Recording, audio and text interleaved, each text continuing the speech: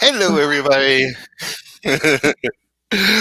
We're here. We're here. We're finally here. Welcome, welcome. Hey, Jeff. Hey Pete, how are you? Doing good. So, you've been gone a little while. Yeah, I have been.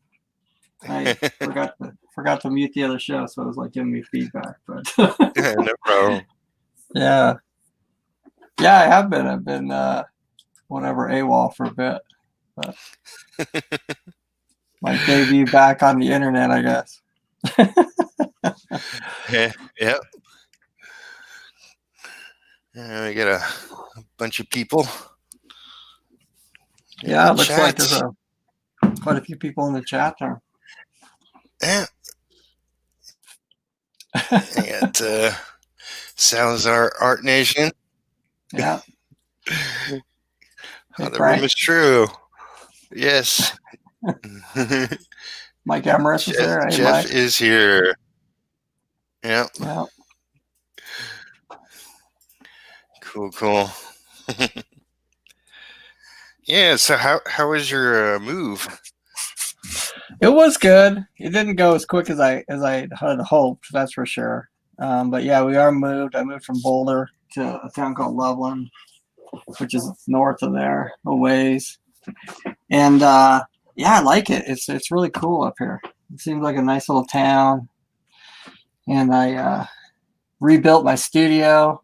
I brought my shed. Yeah, I brought my shed from the other house here, and then I don't know. Once I started putting it back, I had all these ideas. So I just fixed it up and made it all super cool, and it's finally working. That's And awesome. everything's going really good.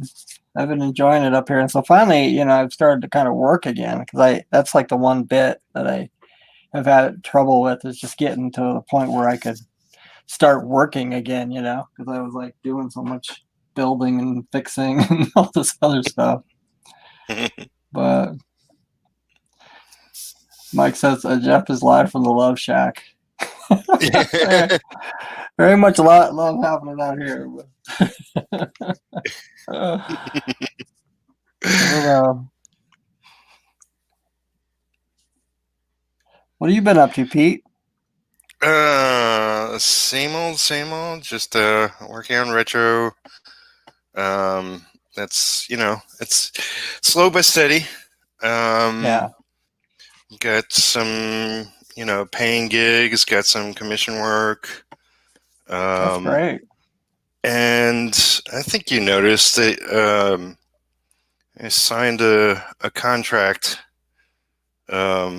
So I'll be writing a trilogy of novels. Oh, yeah.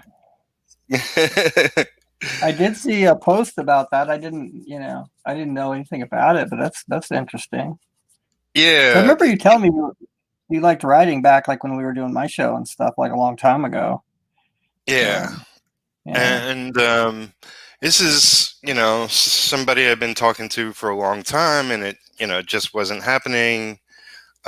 His wife had health issues, and he sort of disappeared for a little while,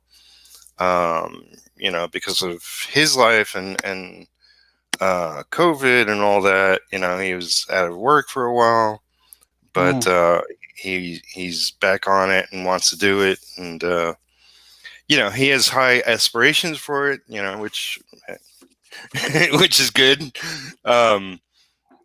But it's like originally it was supposed to be 9 novels, but that's kind of insane, and he doesn't, yeah, it's something. It's a new venture for him, so like 3 is more reasonable. Um, and I'm not sure when I'll be starting. I'm not going to really start until I get an advance. oh yeah, So, however long it takes for him to collect that money from wherever he pulls it out of the air. yeah. But it'll be really good. I'll be able to focus on that and focus on all my other work and not take on any more work. Yeah. Well, that's great. So they'll pay well enough that you won't have to be taking on other commissions and stuff. Yeah, I figure to write an outline and work on the novel will be 6 to 8 months probably. Yeah. I'll work on it every day, and I'll work on my comic work as well. So I'll balance like the two. Yeah, and then he'll have his people edit it. I'll have at least one or maybe a few of my own people look at it before I hand it off to him. Right. But yeah, it's like back when I was in college, I wanted to, I was getting into writing, and I attempted attempted a novel. But I haven't, it's like I've fiddled with things throughout the years. But this will be a good way for me to get into it, like to actually have somebody pulling for me and financing it. And, so I'll just have to wake up every day and write a bunch of words.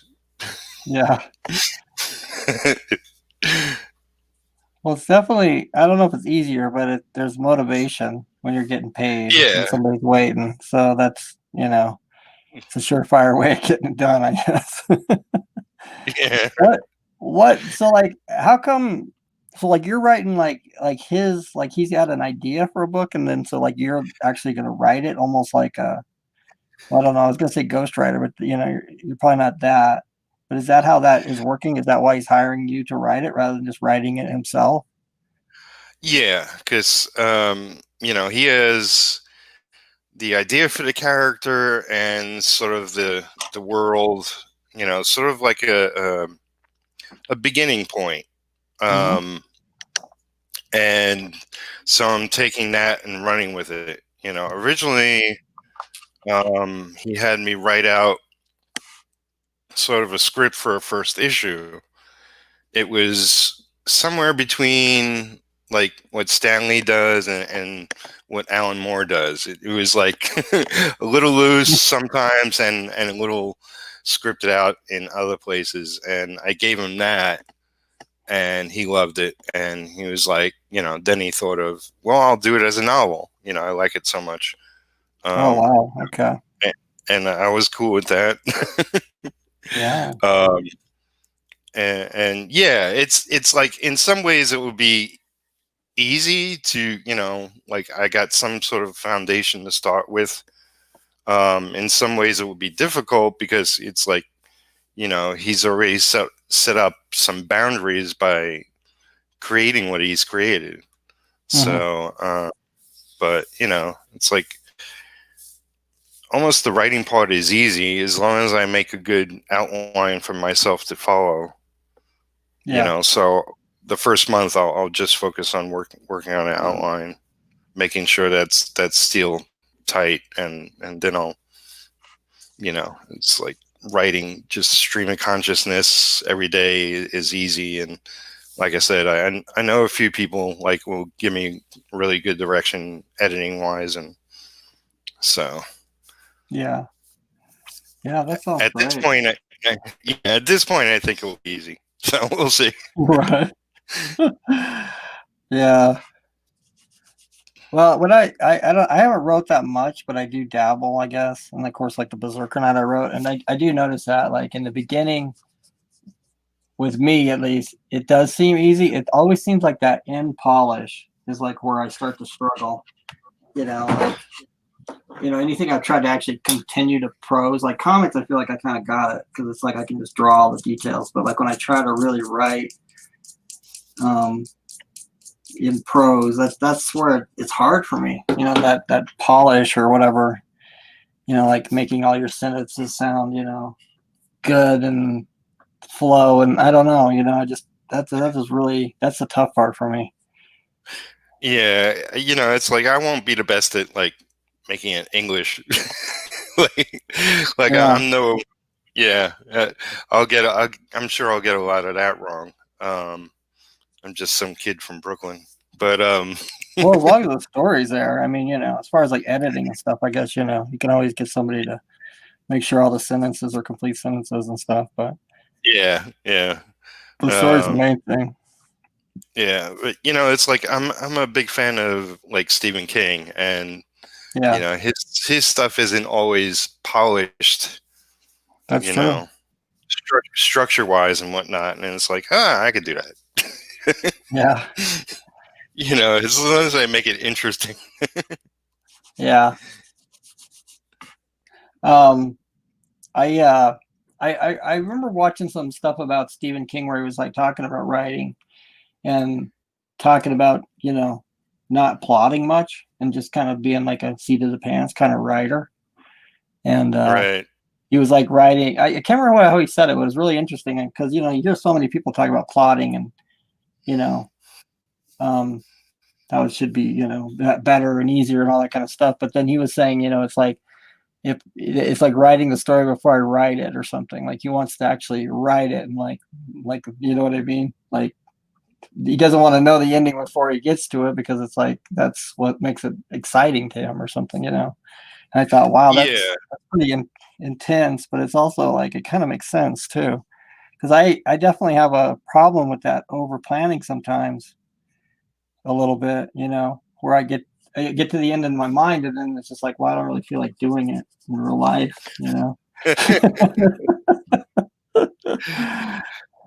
Yeah, I do know like different writers work different ways. Some have an ending in mind. Absolutely. Some just sort of have a general direction. Um, it's like if I do flesh out every part of it, I don't think I would be totally bored because the meat Yeah, of it is the actual writing the pages. Um, that's true. And then too, like, with the stuff I wrote, like, I tend to like it's almost like with my art like I can plan it but then so many times like once I start drawing I'll go like, oh well, this will work better this way. You know what I mean? And then there'll just be changes that I feel like just need to be there. yeah, I don't know. that's, I know I'll probably like run into like where I have to go back because I wrote something a certain way and Oh it evolved into something else or yeah, but I don't know. It's like once I get writing, um, I'm pretty good. It's just yeah, structurally that's why I'll need an editor like to sort of pull it together. sure, yeah. Well, that's great. I'm glad to hear it. That's really cool that you got that thing happening. Just try Yeah. some new stuff, kind of stretch your wings in a different direction. Most definitely. It's like I'm already planning to write a lot because I'll be creating my whole mini universe of characters. Yeah. Um, So it is like and, a superhero universe because I don't know. I'm not sure if you said what it was really about and stuff. all right, let me get to some people in the chat and then I'll get into it. Okay. So we got Jan making my morning coffee. Hi guys. Frank asked the, the important question: is the Artcast coming back soon? um. Well, I think Scott and Josh is. No, I'm kidding. Um, no, I think. Yeah. It's coming back. It almost came back last night. I just couldn't find anybody to get on there with me. So, but yeah, it's coming back probably next week or something. I don't know. Cool. I think it almost has to. I made my cool studio, and I got even cooler like camera setups, and I'm like been antsy to get on here and shoot my camera. So it's like it's got to come back because I gotta use my camera. I don't know. Well, I see you got some commission work you've been doing. You posted on Instagram. Yeah, that's honestly. Well, I mean, that's probably the one thing that might change a little bit is like I can't really work on my comic for a bit because I need to. I'm just so behind on all my commission work, because I really took like 2 months off almost now. So it's just like they have piled up, and I got people yelling at me, and so I just have to get all this stuff done and out, and then after that I don't know uh, what I'll be doing. I guess the Berserker now I'll get back on it. I don't know. It's weird. It's like after taking like a month off the internet, and because I was like completely off the internet and everything. And then I didn't really have a place to work, so I wouldn't be up late, like I usually do, listening to the YouTube and hearing all the scuttlebutt, and it's like I just forgot about it all. And so when I finally came back on, I was like, "Oh right, there's like a Comicsgate thing. Oh right, you know what I mean? It's like I forgot everything, and then it kind of made me almost feel like it's such a small little world, like the internet. Like you blink and it's gone. It doesn't amount to anything. And so it just, I don't know. When I kind of came back and I started thinking about my comic and stuff, I was just like, online comics. I don't know. It's such a tiny little drop in a gigantic bucket that I don't know. I don't know what I'm saying. I don't want to say I'm not going to go back to the Berserker now, but it's like it really kind of made me think, God, why am I fighting it out for this dang, comic and like, crowdfunding and stuff. And then it's just, it's tiny. It's just a tiny little thing. Even like these big, when you think of it, these big guys that get these big campaigns, they're still like kind of minuscule in comparison to like what's actually going on in the comic book industry and stuff, I guess. I don't know. Well, I just thought you had well, a little comment. He says, "What's life like offline?" I I do know it's like if you're not online every day, I've taken breaks and stepped away, sort of get back into the real world, and yeah, it's easy. For me, it's easy to forget because like nothing around me reminds me of comics outside of being online. Right. It's like nobody in this town really cares about comics, at least not openly. There's no comic store. It's like there's a few comics at Walmart, but Right. Yeah. Yeah. It really makes you realize how, like, I mean, comics is just like, it's a really niche thing. It's like most people just don't know anything about them. And it's a weird, it's just, I don't know, like I said, like, yeah, you get offline and, you're just talking to normal people and your family and stuff. It's like, they don't ever bring up comics, like ever. So I don't know. Well, my family does, but that's different. Oh, yeah. You're a little different. Your family kind of revolves around comics, but It's funny. I think I told you like when I went to see my family in January. I was staying at Jimmy's place for 3 or 4 days, whatever it was. He took me to his local comic shop, and he posted a video today, yesterday, I forget now, but of him walking around. Like he took a video. He not only posts pictures, but he took a video of him walking around in the comic shop, then going to his secret back room, which has all the books of his Kickstarters, which is insane. Oh wow! And Amanda was back there, and she was signing books. So that's what the famous couple does. They work. Yeah. He was even making fun of it. It's like, this is what we do.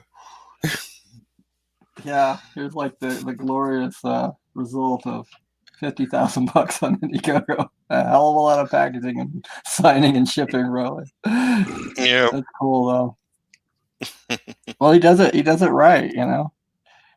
So Yeah, I mean, pretty soon I think Amanda will fulfill whatever DC work she's got left, and I think they're just going to focus on Kickstarter and campaigns and oh doing wow, his own books. yeah, Yeah.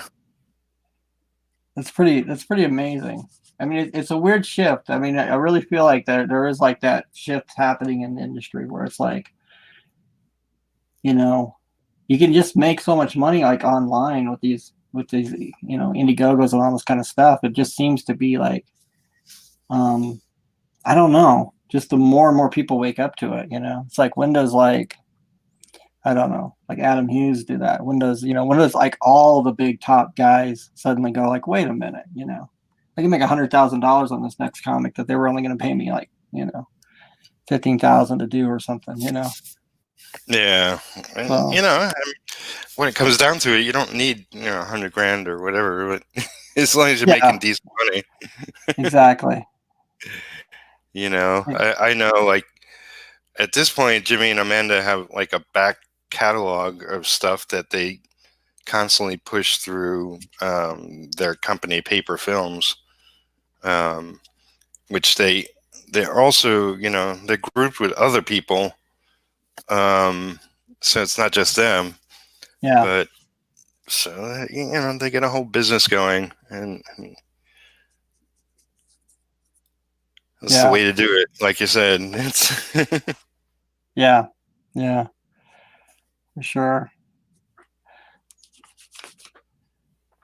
Let's see. Yeah, let's. What did Frank say? It all falls into place. Next week will be the 10th episode of I Can't Believe It's Not the Arcast. Oh It's a yeah, good number to end the show on. end it. How come you guys are gonna end it? Just because Jeff's back. Yeah, I did catch. I watched part of the last one with the candy guy, the guy that did candy things on TikTok or something like that. It was pretty fun to watch. I got a kick out of Frank and that girl with the mask hat thing or whatever, the crown. Anna, I think her name is and stuff. Yeah. You guys ought to keep it up. Yeah, I had Frank on here when you couldn't make it on last time. I had Frank on. Oh, really? Okay, cool. Yeah. That's great. Frank's a good guy. Jan goes, "What's life like offline?" Kind of answered that.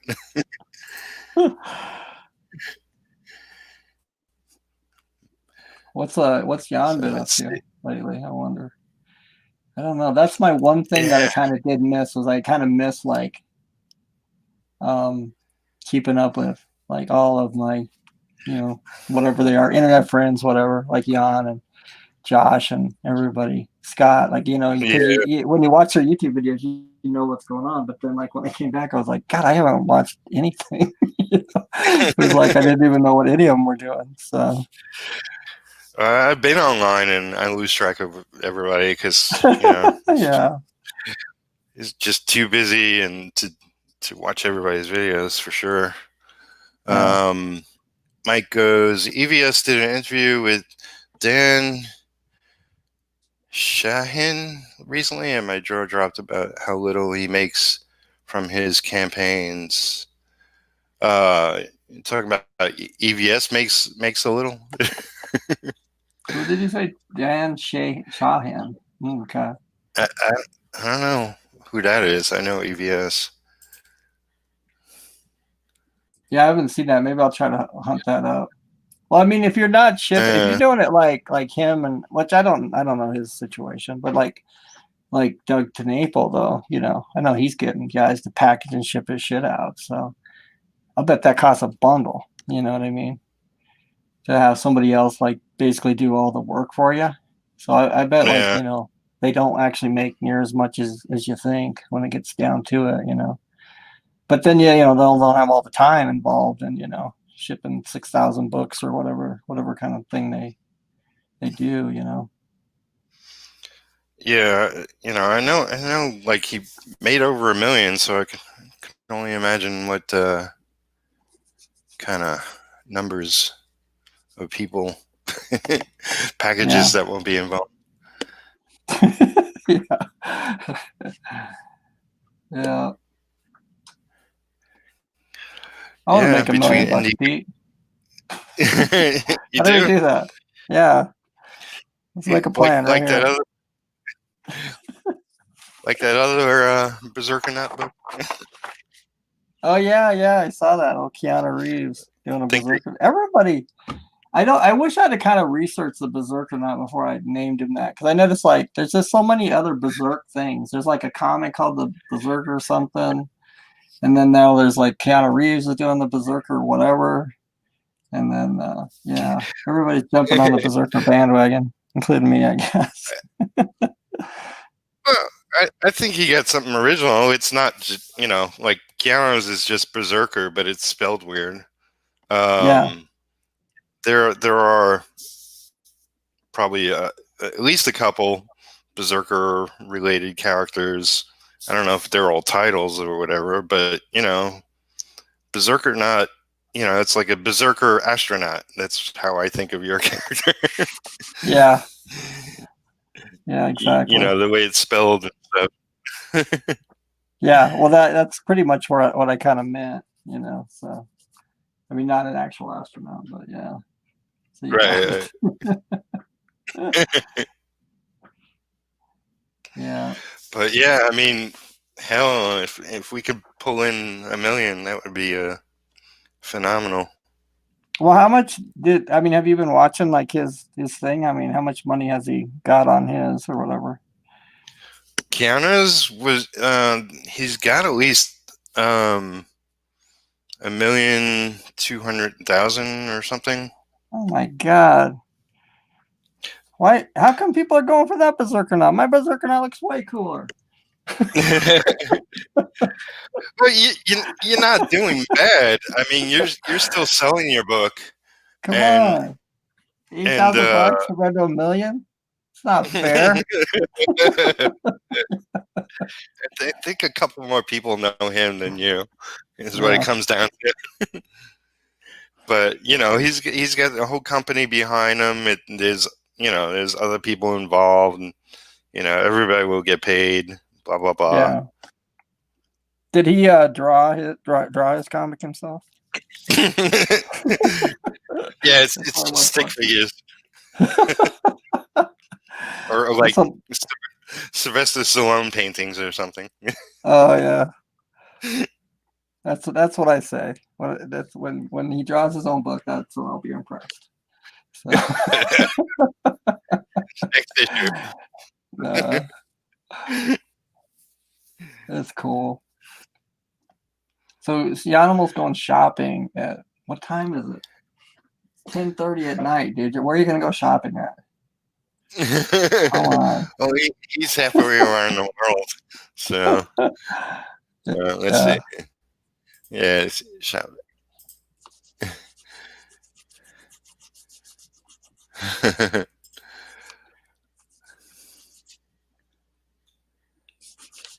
Keanu paid for it himself. Oh, maybe that's what he did. He just like went on there and like donated $1 million to his own campaign. That's what I told Gibran to do when his was failing. I said, just fucking fund it yourself, dude. Okay. Yeah, I was bummed when I saw his campaign didn't succeed. Yeah. We'll have to find out what his plan is.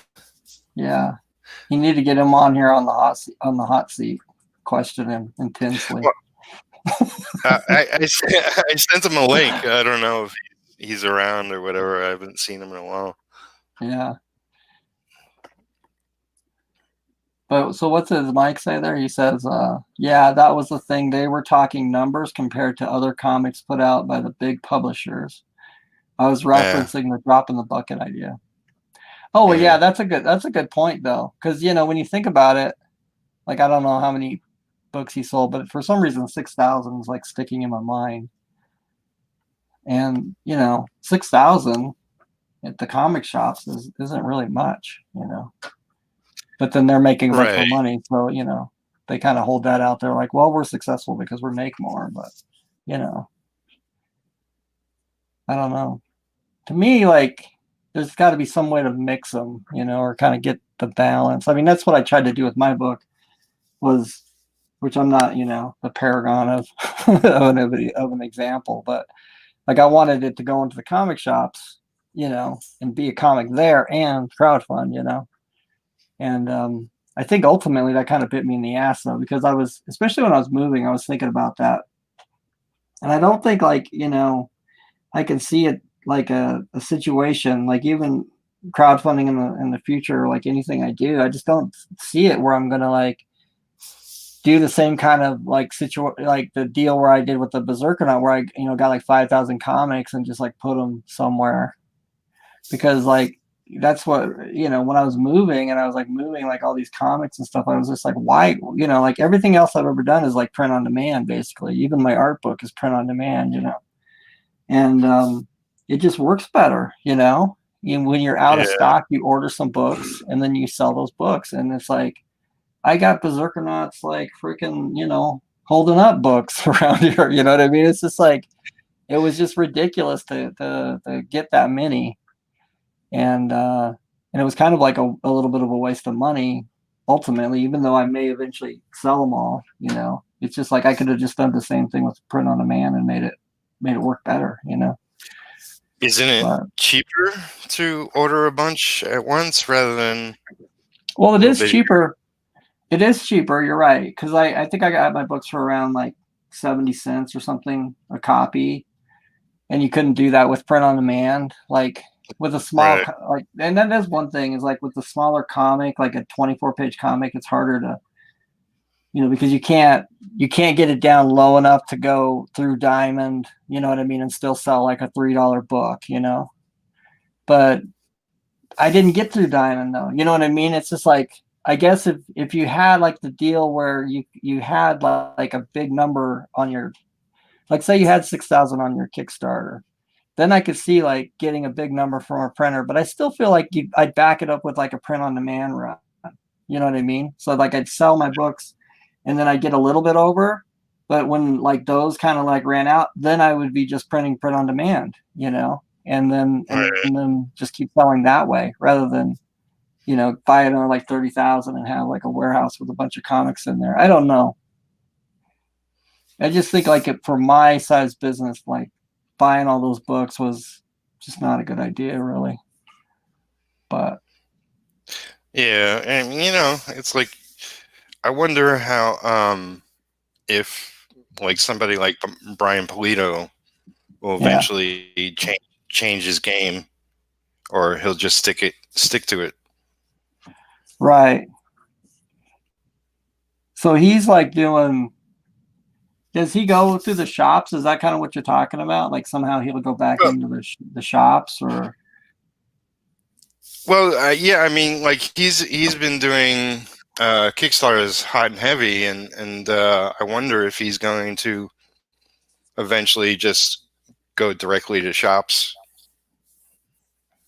yeah, like or again, yeah, or because he's big enough to the point where he's got like automatic orders almost.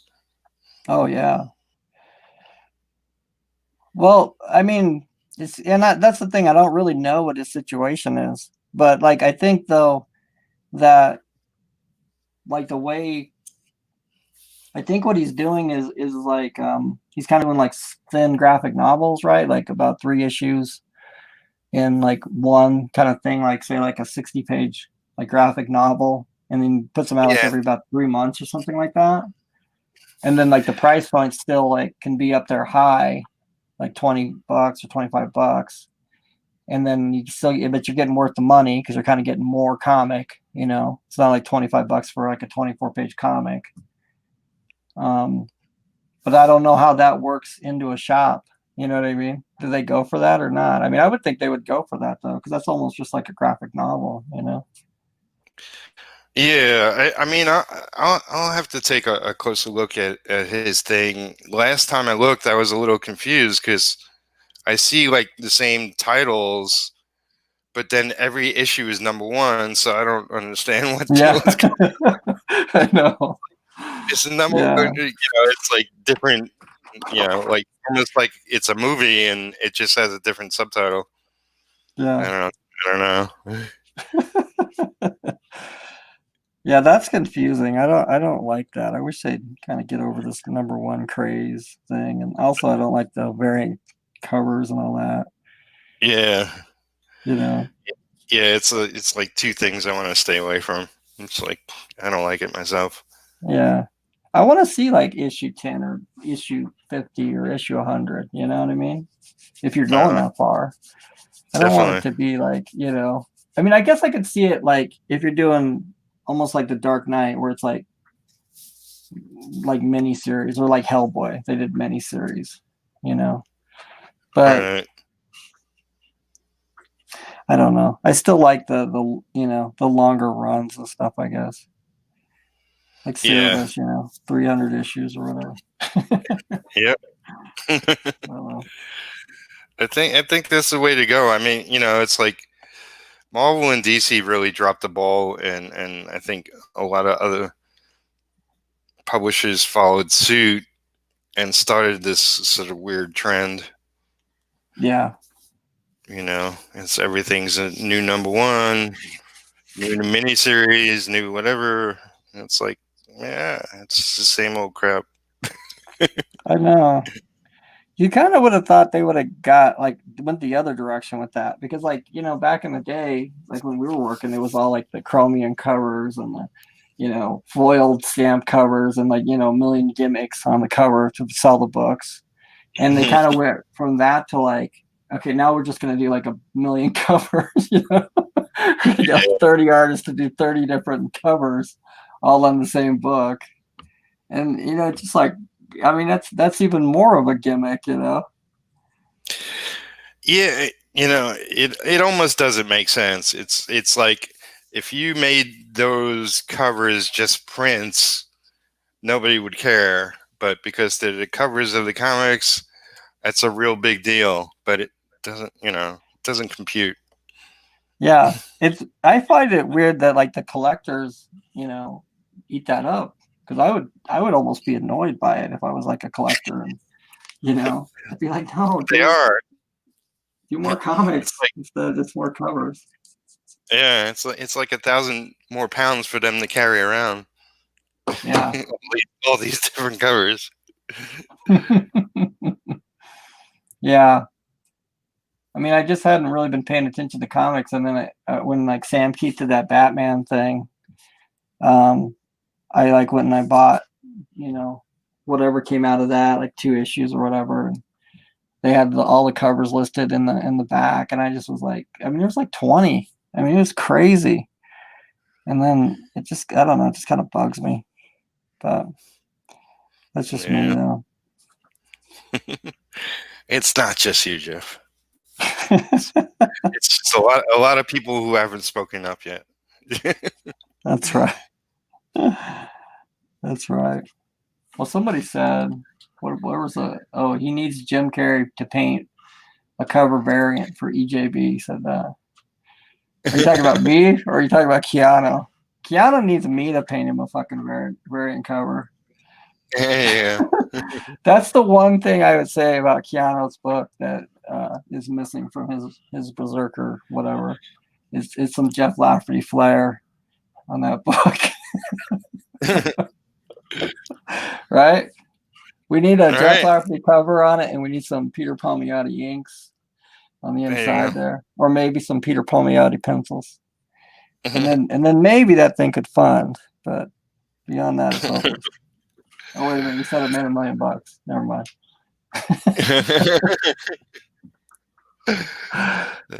so Mike says he's always done that number one thing, talking about Brian. Yeah. It's just a ton of Lady Death one-off stories and miniseries. It's crazy. Yeah. And Randy's here. He says, Cool. Freaky Faces funded and Raver is launching October 18th, just around the corner. Well, congratulations on getting that sketch card thing funded. That's awesome, Randy. Yeah. And Mike, I wanted to say too, like I really like the comic stuff you've been posting with the chick with the hair and like whatever you're working on there. It's looking really good too. So yeah, he's doing that for somebody, but that's his character. Oh, it's, really? Sissy. That's Sissy from Yeah. However you pronounce Come on, Complex. Yeah. Sistine? I don't know. I forget how it goes. I'm bad. I want to hear it with the Brooklyn accent. Oh yeah. When I'm really tired, then Brooklyn comes out. Yeah. Like I think it's a Sisyphean complex or something like that. Okay, Did I actually say it? Yeah, and you can't. That's crazy because usually I can't say it. Couldn't choose a simple title. Well, I mean, at least you didn't take another Berserk or something, for Christ's sake. Yeah. Dogpiling me. He says, I like variant covers, but I hate it when the shop only has the worst cover left in stock. Oh, yeah. I agree with that. Because I was buying those Conans that not Marvel's putting out, but that other company. I can't remember who's doing it. But they were like really good. They're kind of like these European artists doing it. And they had like these other Conan covers that weren't by the same artist, and they were just like really crappy. And I was just like going through the stack going, oh, please don't make me buy one of these shitty covers. And there was like one of the the artists that did it. I was like, yes, thank God. So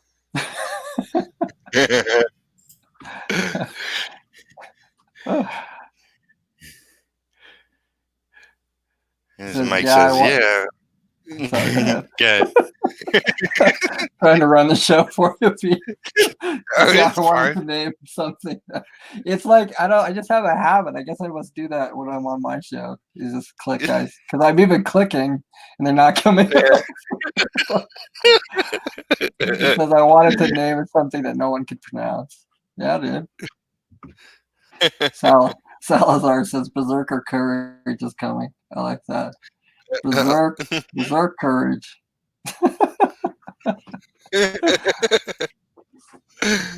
It's funny. Yeah.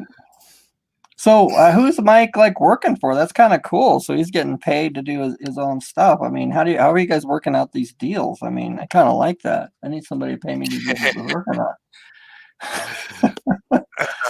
I forget if it's Mike can say it in chat, but if it's a cover for somebody else's book that worked along the same theme that Mike's book will, touch on, so that's why it will work as a cover, something like that. Yeah. But I was about to get into something that you asked. Oh, I'm sorry. What was it? Now I forget what it was. Were you wait? I asked a question a while ago about it was a superhero thing or was it a fantasy thing? The thing they're writing. Oh yeah. Yeah. Like Retro is the first character of a bunch of characters. I'm going to do 7 different characters, 7 different heroes with, it'll be 7 different titles, and then a team book. Yeah. And I already got like the next 2 books, like started. They barely started, but they're started. And I got artists that say they want to be on the other books. Yeah. So, I already threw some money at it, which, it's like, well, that's dumb because nothing of that is out, but, and I'm not a rich man, but at the same time, it's like, at least I felt like I cracked the beginning of it. Yeah. And if things go well, like if I this book deal does go through in the sense that I get my advance and I get retro out, then I'll really start diving on the next book. Actually, my artist said that he sort of was going to take a break, but he said he's back. He sent me a message the other day, so I got to get him more script. So the next book already has 9 pages penciled. Oh wow! So that that could possibly be fully penciled before the end of the year. Wow, that'd be really cool. Yeah, so that's like a female horror character. Oh, so this is like the next. I guess I thought when you said next book, I thought the next retro. What you're talking about, like the next in the series of 7 books. Yeah, the next character in sort of my meta human universe. Right, in like the retro world or whatever. I don't know what you call it. The retroverse. The retroverse. Yeah. I like it. The retroverse. That's pretty good, actually. That could be like a line right there. Too bad you didn't have like. So yeah, so like I could possibly maybe put it up for funding early next year if all goes well. Yeah. And just the plan is to do one at a time and eventually work into some kind of schedule, maybe quarterly schedule, but sure. Well, honestly, we were talking a little bit about Polito and like, that's kind of what he works in. I mean, he gets out like a longer comic, but I mean, he's kind of in that every 3-month kind of thing. And I think that's like plenty, especially if you're crowdfunding. I think you're bordering on like, pushing it to like where maybe people are getting too much, because I don't think you could crowdfund and do like monthly titles, really. I don't think, your fans would go for it, really. Maybe, who knows, but I don't think my fans would. They'd be like, yeah, Jeff, we just bought something off you there. Give me a month to make some money.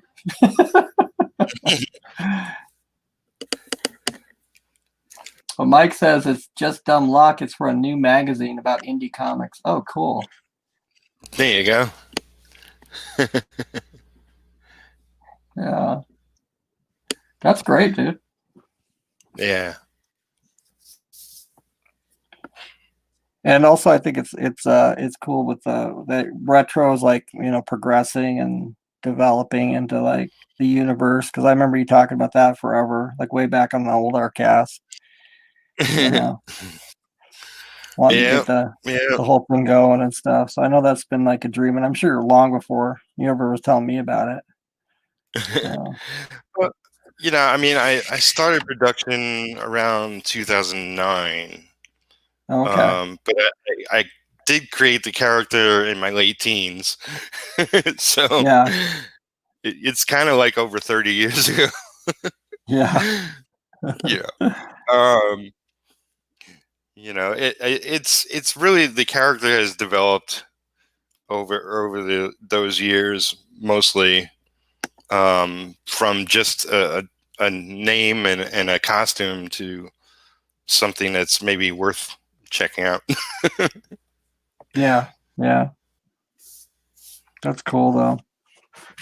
I think sometimes like that's how it works though, like, because I remember wanting to do comics like when I was, like 18 or, well, even before that, but like, when I kind of got into art school, I was all immediately going to do comics. And self-publish and all this kind of stuff. And I think it takes some time, to kind of develop as an artist, to develop your ideas, to live a little bit of life so you can like actually write something that somebody wants to read, things like that. Yeah. Did you So, did you have any early attempts at creating a comic book? oh yeah. Um, I mean, I have pages like from when I was like probably like 18, I guess. And but I never got anything self-published though. I was always working on like these self-published books, and I just would never get them to the point where I would, get the money and put them all together into a comic. And I had a couple of my friends kind of like just take them and publish them in like anthologies and stuff. So like some of them got published, but like Oh, I that's cool. never could get it together to, you know what I mean, get to the end. And I had two Yeah. friends. Yeah, I had two friends. This guy Sean Tiffany and this other guy Eric Olson, and they both did self-publish. Eric published this book called -1. He got one issue out, and my friend Sean published this other book called Exit 6, and that I think he had 3 issues out of it. But yeah, I was always just whipping out. At some point, I'd go like, "Oh, I got a new idea." you know? Yeah. I mean, it's Yeah. like, do you know Trent Kanuga? I think it's Yeah. pronounced. Did a Yeah. book He did. Go ahead. Creed, a book Yeah. called Creed, and I believe it was Image it came out of. And he was freaking 17, and Yeah. he did a book and got it published, and Yeah. just did more and more with it. And he was like a young superstar. Yeah. It's Well, like I wish he what went. I created back then, like I finished like you. Like I wish I finished my comic and just put it out there somehow. Oh, I know. I know. Because that was like the days of like Bone and all those comics like that, Strangers in Paradise, and you know, it was like the boom going on. The little black and white boom there for a little while, and that's right when that Creed book came out. I remember, and I don't remember what's because for some reason I'm thinking Creed was actually self-published by him, but was it Image? Because I remember it was a black and white book. Now I'm not gonna know. I would have to look it up. Yeah, but he, he might he might have done it himself originally. yeah, Maybe eventually it showed up in the Image. that could be too. But yeah, I remember that book. I liked it, and I bought it, and yeah, I remember him being like super young. I never met him back then. I've seen him online. He's got a YouTube channel now. I think Yep. he does like game art and shit now. But that was a cool book back then. I was impressed. Yeah. It's like I remember the comic I worked on, and it was probably like a third of an issue that I officially got done. But it was like, oh, this is so horrible. I can't do it. I Yeah, can't continue. It was just like before I really had any kind of focus to what I was doing, and I just went overboard with the art, and it was like, that's a million lines, and barely any images in those lines. yeah, But it's funny. Like you get a kick out of this because it was, inspired by Savage Sword of Conan, the black and white magazine that had all the, Conan stories in them. It was two barbarians called Rock and Roll. Oh no. Oh man. It was like, I want to do a book called Rock and Roll. Hey, I'll make it 2 different characters and I'll make them barbarians. That sounds hilarious. Maybe I'll do it now as a backup to Doom Barbarian. Yeah. It would fit right in with that, I think. That is so funny, dude. I mean, but because when I was moving too, there's just like you're going through all your art, you're moving your shit, And so you just find all this stuff that you barely remember doing. And like I still have like a lot of the pages from like all the way back to like that first attempt, and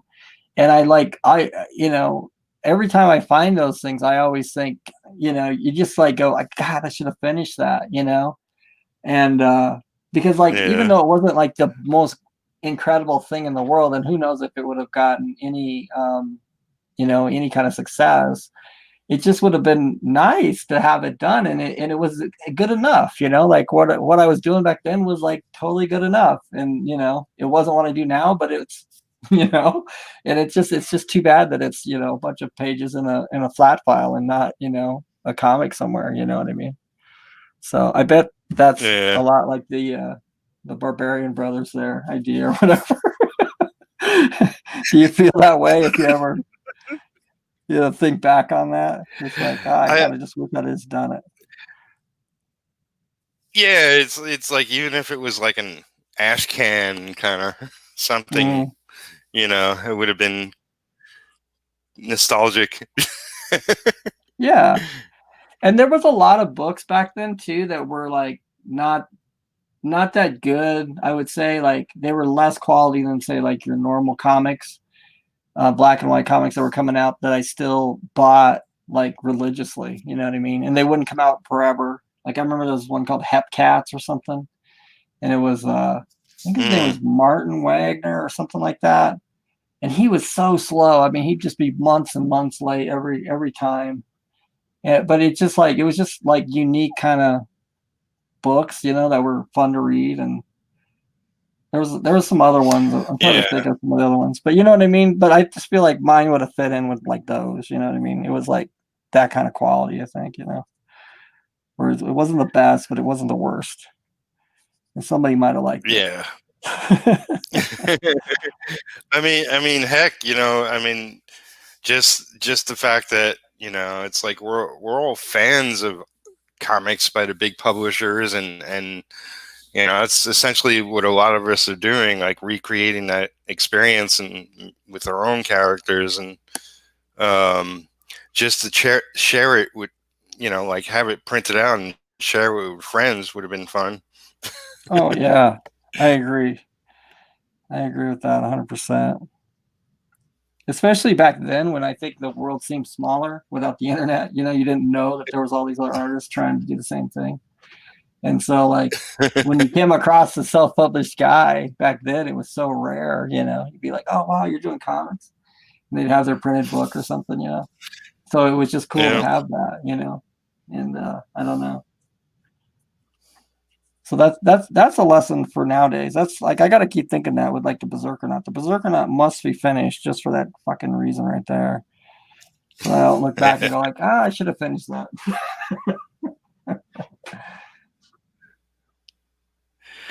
yeah. That's the thing of it. Just it's fun to start projects, but it's also fun to finish them. Yeah, absolutely. It's kind of funny, like now that the internet is here. I mean, that was one thing I really realized when you first get online and like the web comics, especially. It seemed like there was just so many web comics, you know what I mean? And they'd be like 5,000 pages or something. And Yeah, you're just like sitting there going like, what the hell? This is like somebody you don't know. They have like no presence, and then here they are in their little corner of the internet just chugging away like a juggernaut on a book and an idea. And they are like so far down the line. You're like, you know what I mean? Like even when you go and you get like mangas and stuff, and like they don't even have as many pages as some of these goddamn webcomics you've never even heard of. And they'll be like some like 17, 18-year-old kid just in this room just drawing a page every couple of days, That was like something that just always got me because it seems so impossible to like finish a comic back then. Even though like when I worked for Marvel and stuff, and like you tell me because you had kind of the same experience. But it's like right. when I get a deadline and an editor, you just finish it. You had no choice. But like when I was on my own stuff, because even like after I went and I worked for Marvel, there was a little space there where I had some time and I tried to do it again. I tried to self-publish again. And, I got like, I don't know, maybe 9 pages in or something. And then I just, didn't finish it. And, it just seems so impossible to like finish something. But, like with like what I was saying with like the web comics, it just seemed like, just like everybody had a comic once the internet showed up, and you're just like, God, what the hell? Here's another one. Here's another one. Oh my God. And then there was like really good ones, not even like just crappy ones. There'd be like ones that just be like, holy shit, this is pretty awesome, Yeah. At a certain point, that's sort of faded a little bit. Every once in a while, I'll see something astonishing and, Yeah. take a step back. But I think it's gotten to a point, at least for me, it's like, yeah, there's great stuff out there, and there's a lot of stuff out there. Yeah. But so what? There's still be enough people interested in my project, Yeah. Yeah, absolutely. I think that's something I realized too, is it's like, like even though there's like so many super talented creators and stuff out there, there's also just so freaking many people. And, the internet has like a spot, it seems like, for everything, no matter how like, you know, eccentric your ideas are and stuff. There seems to be like, people that will gather around you and think the same way, and Yeah. there just seems to be an audience for like everything. So I mean, yeah, it is pretty cool. It is cool, like when you think about it, like how it's changed. Because like back then too, you needed like $2,000 to publish a comic, because you had to go to a real printer, and you had to fork over the bucks, and and that probably wasn't even in color back then. Really, you probably had to do black and white. And nowadays, you need $1.50, and kablam, you got yourself a book. It's like incredible. It's funny, all the like small New York conventions I used to do. Yeah. Where, like the small independent publishers were all like just these sweaty kids that crawled out of their basement, and Yeah. it's like, here, I made this. It's genius. Yeah. Well, it's okay. Yeah. Yeah, no, that's another thing I've noticed too about cons, and I don't know if it's me getting older, because I think that's part of it too. Because when you get older, it's like, I don't know, people look at you as like the old guy. You know what I Yeah. mean? It's harder just to like talk to the kid across the aisle and have as much in common with them. But it seems like you go to a con and it really, there doesn't seem to be as much camaraderie as like I remember.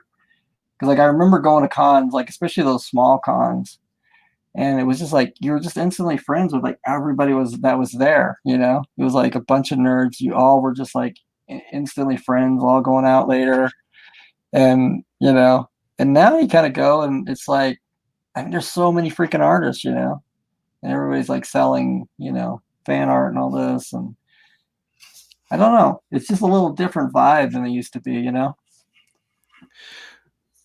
Yeah, I mean, I haven't done conventions in a little bit, and I was Yeah. planning to this year. Yeah. uh, but 2020 was going to be the year of yeah, Pete. it was going to be the year of many people. Yeah. Sideswiped by reality, but Yeah.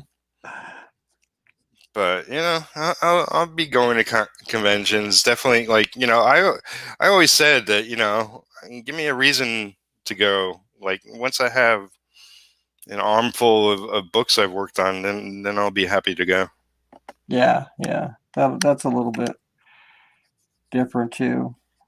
And that kind of forced me too when the Berserker Knot came out, because like I went to, I guess it just ended up being one with Mike, but we did go to that one.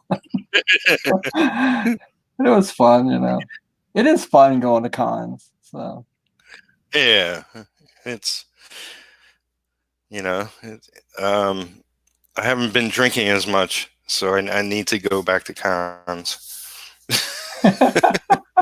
Yeah. It's like there's always after parties and gatherings and Yeah. yeah. So Randy says I'm a little worried about getting lost in the crowd. Yeah. Well, your stuff will stand out though, Randy. I wouldn't worry about that. And then Mike says, I like the cake analogy. Making art is like making cake. We might stress about all the other fancy cakes, but all the consumer wants is more cake. Just make your cake. I like that. There you go. That's really good because that yeah, and that freaking held me up like nothing else. I think in my whole life is just that whole not good enough thing. You know what I mean? You want to be, Frank Rosetta, or you want to be whatever. And if you're not that, well, it's not good enough. You know what I mean? It takes you years to kind of get past that and just be like, well, no, I'm just me, just do what I do. Yeah, I know for me, it's like I want it to be the best I can make a book. Yeah. And it's, even if I put a lot of time into it, it's not going to be the very best book I can make it. It's going to be the best I could do at the moment. Yeah. Because it's like I worked like you for the majors and at a certain point you just got to say, well, okay, I got to get this done. Yeah. You finish it off and you send it out. Eventually it's just got to get done. Yeah. Yeah. And And that's very true. And that's such a huge lesson to learn. Like I remember, like with me, like I'd done a lot of like indie comics, I mean, indie comics for like friends and like $7 a page kind of situations, things like that, and they all took me forever, it'd be like a little 7-pager and the damn thing would take me like, 5 months to do, you know what I mean? Just be like, it's work of art, and then I remember I got Lord Pumpkin for Malibu, and that was like my first kind of, well, it wasn't my first. I'd worked for this place Continuity as an inker, and that was like Neil Adams' company. But yeah. that was just inking, so I wasn't as precious about it. It's like just somebody else's, so who cares, right? But like when I got Lord Pumpkin, that was like my stuff. So I was like, all right, now's my chance. Now's my chance to be like Jeff Darrow or something, or whoever. And I was just like, I just labored on this page for like 5-6 days, and I think the first thing I ever did with them was just like a little mini series, or not a mini series, but it was like they used to have books where they would be flipped in half, you know what I mean? So you'd have half a Right, story I on one remember. side. Yeah. So you'd flip the Yeah. book over and then the other would be upside down. And so anyway, I had just a half. So I don't remember what that was, like, 10 or 12 pages or something. And so anyway, I'm working away on this page, and like the editor calls me up and he's just like, "Hey, how's it going on the page?" Blah blah, or not on the page, on the story, And I'm like, "Well," and he's like, "Well, how far are you?" I'm like, "Well, I'm about halfway through page one." He's like, "What?" And he just was shocked, and he's like, "What? Why? What's going on?" He wanted like some gigantic excuse, and I was like, "Oh, I'm just like pouring my heart and soul in this." And blah blah blah. And he just kind of like came, he's real straight with me. He's like, well, it doesn't, like, no matter how good it is, like if you can't turn it in like consistently, I can't continue to like hire you. Like I'll have to get somebody else for the next one.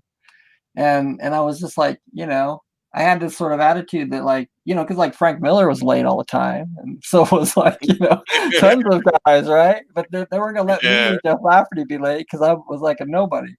And so, it just kind of like, I remember just making that, that thing in my mind just clicked. It's like, well, no, wait, I want this. I want to stay on this book. So I just, I pushed that page aside, and I drew a page that day, and I drew a page the next day, and then I got on the deadline that I had to be on and stayed on it.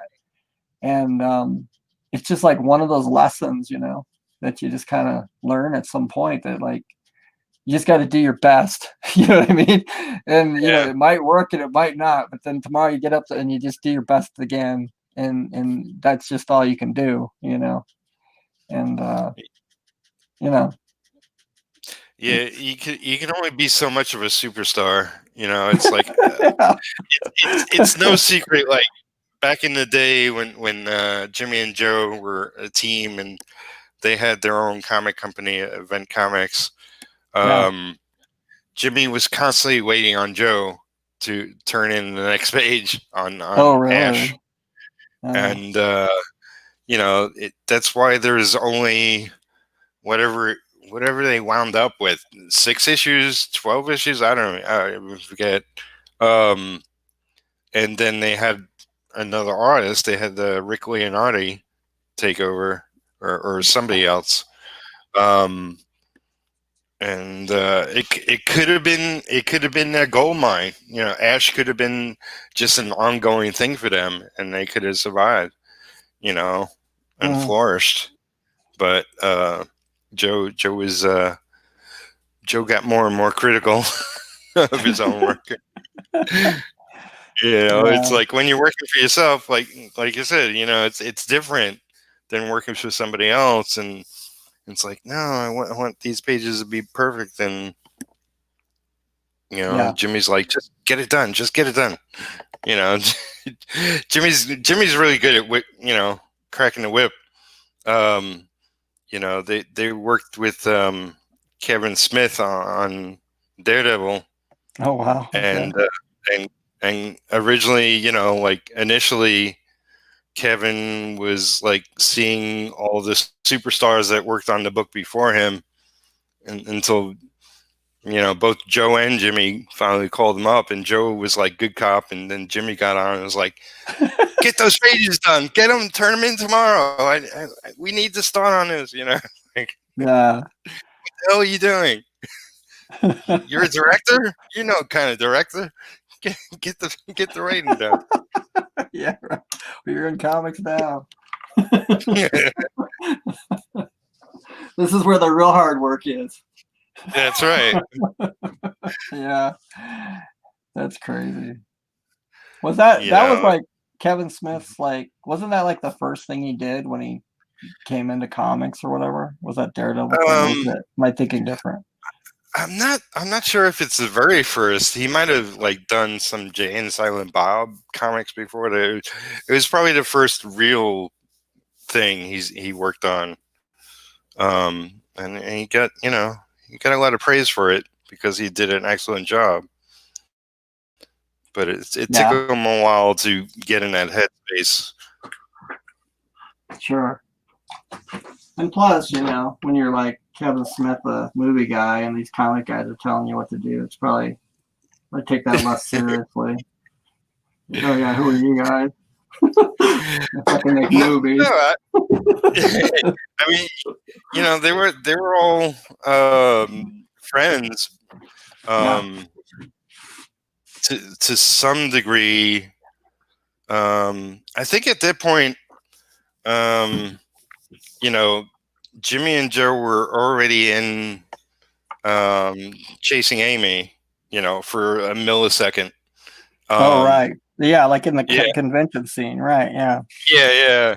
They were there, like they were filming all day, and they had to be there the whole day. But in the film, they are only there a split second. You actually have to stop it to see them. But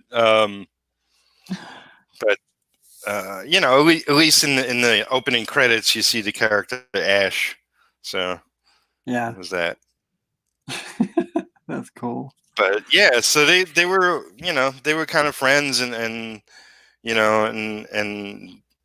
Jimmy and Joe were tasked with taking over a bunch of titles for Marvel. And I think it was I watched a video not too long ago. I think it was on Marvel Comics YouTube channel, where Jimmy and Joe did a video together, and they talked about the whole evolution of all that.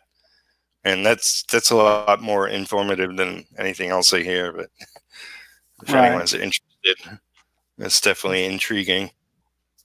That's neat. Yeah.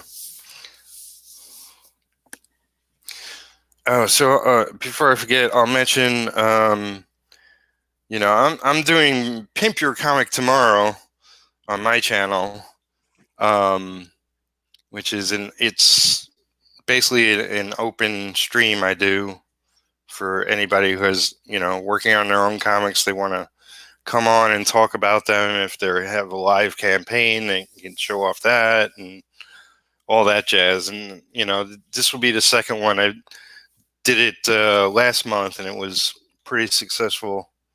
So I already have like 9 people set up to come on, and Holy then smoke! the first one I did it went 4 hours. We'll see how long I go this time. But it's a lot of fun. It's just creators coming on, talking about their projects, hanging out, talking with new people who show up. So I'll be doing that at the same time. Jimmy and Amanda will be part of the metaverse, which is the New York Comic Con online happening this weekend, and they'll be doing a panel. Oh, cool. Yeah.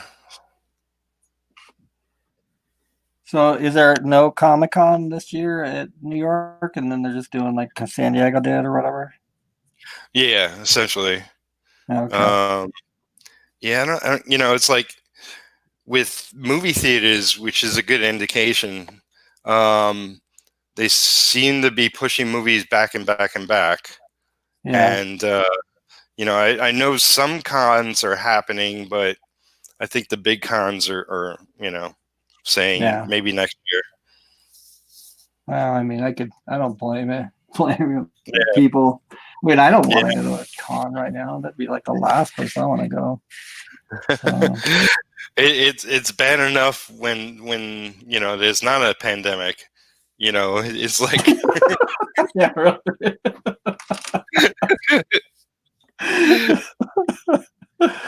Oh man, it is kind of true though.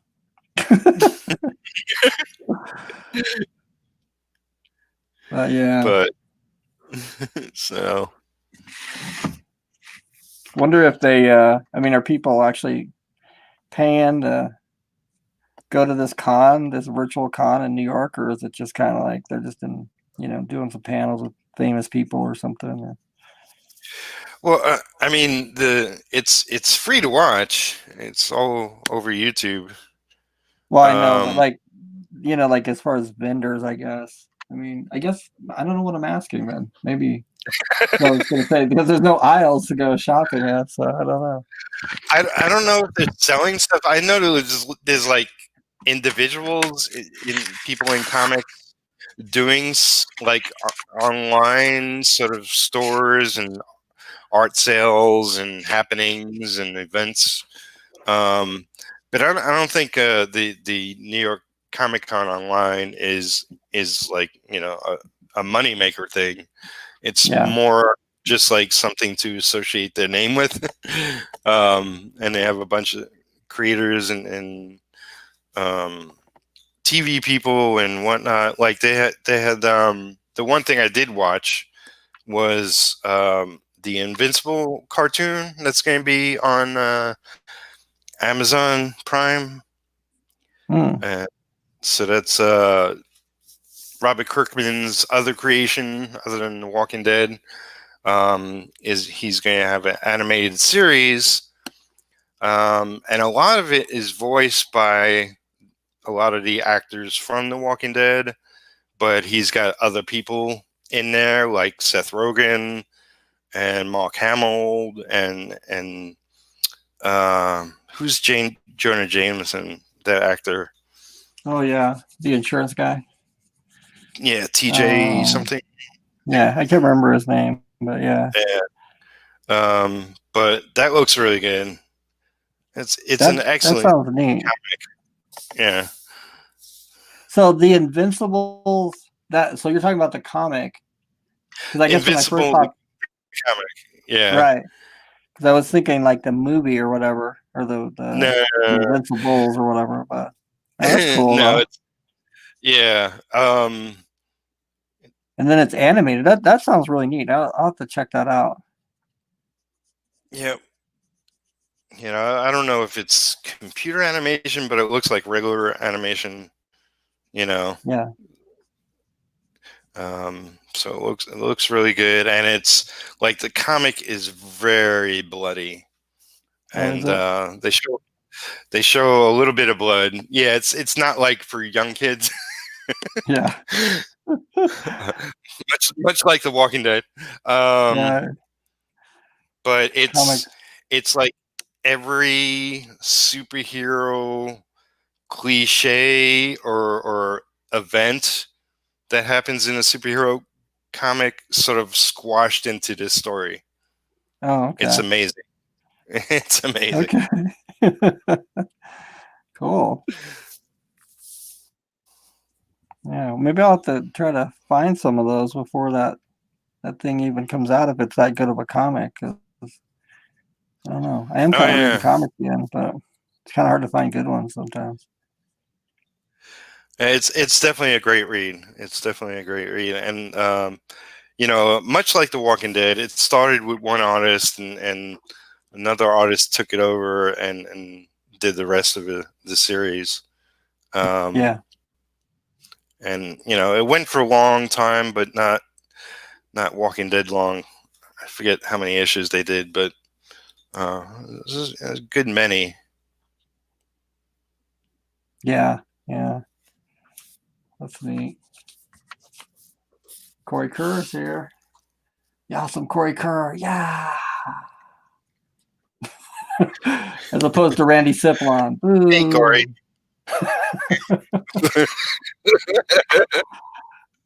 Boo. That's cool though. He says he's excited. Yeah, Yeah, that sounds it's good. neat though. I'll have to check that out. I like animated stuff actually. Yeah, it's rare that there's something around that I'm into anymore. Like animation wise, it's like there's a lot of cheap Yeah. animation out there. Yeah. Yeah. Um, what's his name? Bro, he's back on YouTube. I don't know if you knew. Who what did you say that you kind of cut out right as you said that name? Will Terrell. Oh, Will Terrell. Okay. You know, No, I yeah, didn't know that. he's back, and he talks about. I guess he's working for Warner Brothers, Yeah. doing Bugs Bunny and Friends, or whatever it's called.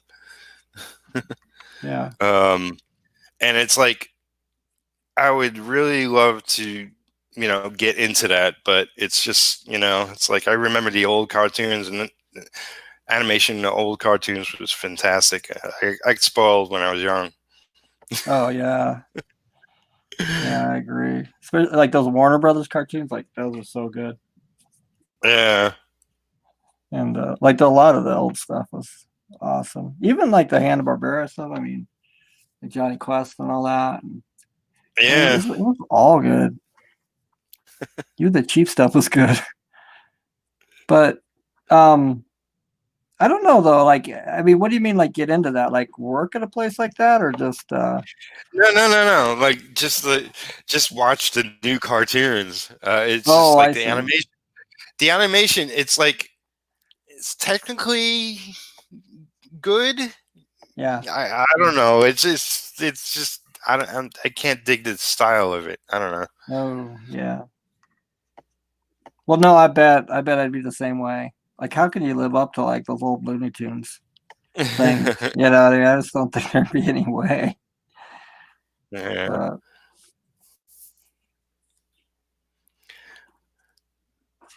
but no, but it's like I took animation in high school. We didn't really focus on animation, but um, we dabbled while I was there, and I definitely have a love for it. Um, I would like to do something one day, but I don't know. I can't imagine working for a company doing it. That's Yeah. just too big of a commitment. Right. Yeah, I mean, I'm a little bit like that too. I don't want a job, you know. I don't want to be punch a clock doing anything really. So I can't imagine like even if you know you could get on something like with Leica or something with like a stop motion movie or something. I don't know. I wouldn't want to move and you know, I guess I'm getting old. I don't want a boss. Like, uh, But I mean, yeah, like doing you know more on my own or something. I could see that happening again. So, but, you did your whole, you know, Artcaster's intro. yeah, that's true. I got the intro for the Berserkernaut thing, and I actually started like I was going to animate the comic there for a while, so I got part of like that animated that you guys haven't even seen. But I don't know about doing that, but you know what I mean. I'd like to do like shorts or something, kind of like Corey and Josh do. I think that they, like the way they do it is kind of cool. Or they put out a little thing every Yeah. now and then that looks really neat, you know. Yeah. And Corey does some really good animation. He talks Invincible starts slow, but it's pretty darn good once it picks up. Oh, cool. And we have Ryan Wynn in the chat. Hey, gang. Ryan Wynn.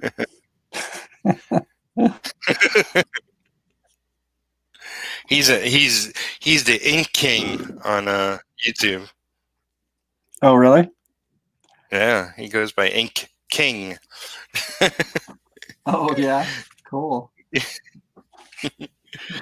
Must, Go check not out better his than channel. me though. Oh, he's not. No, he's really good, and he's done some animation that is really cool. Really? Yeah, I know he's posted a lot of it on his Twitter. I think maybe there's some on his YouTube channel as well. But Yeah.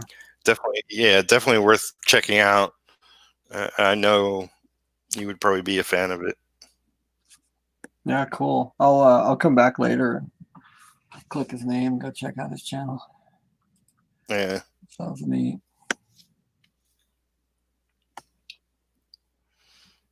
Yeah.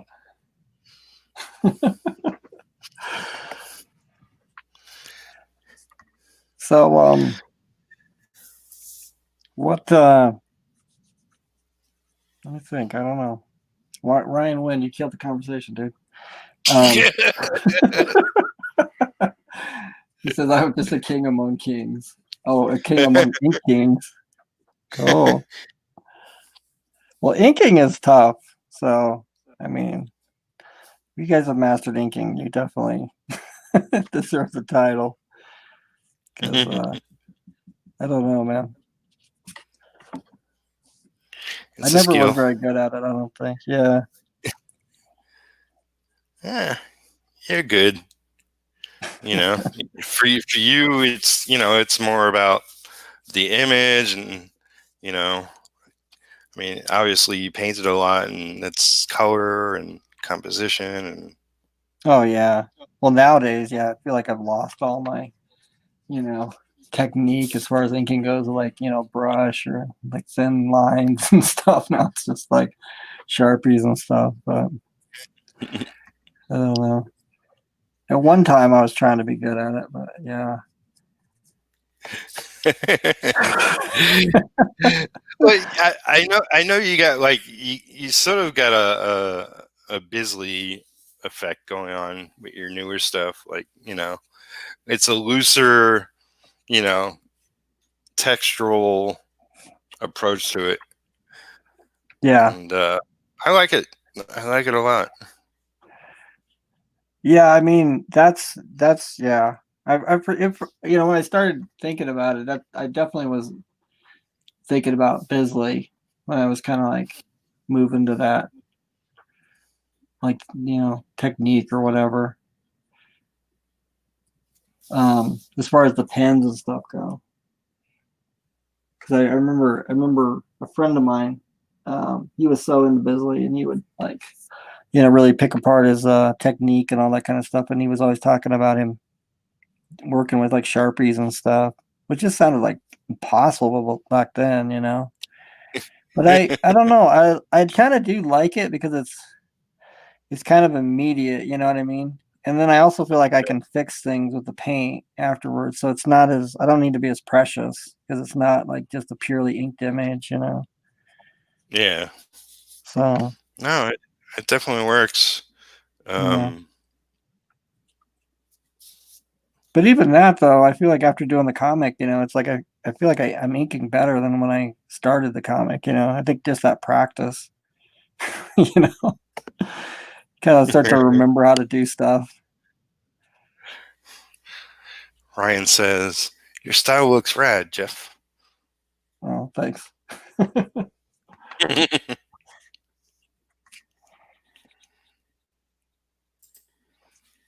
Are you still influenced by like artists and stuff, or are you kind of just like in your bubble and you're kind of like just draw like Peter Palmiotti draws?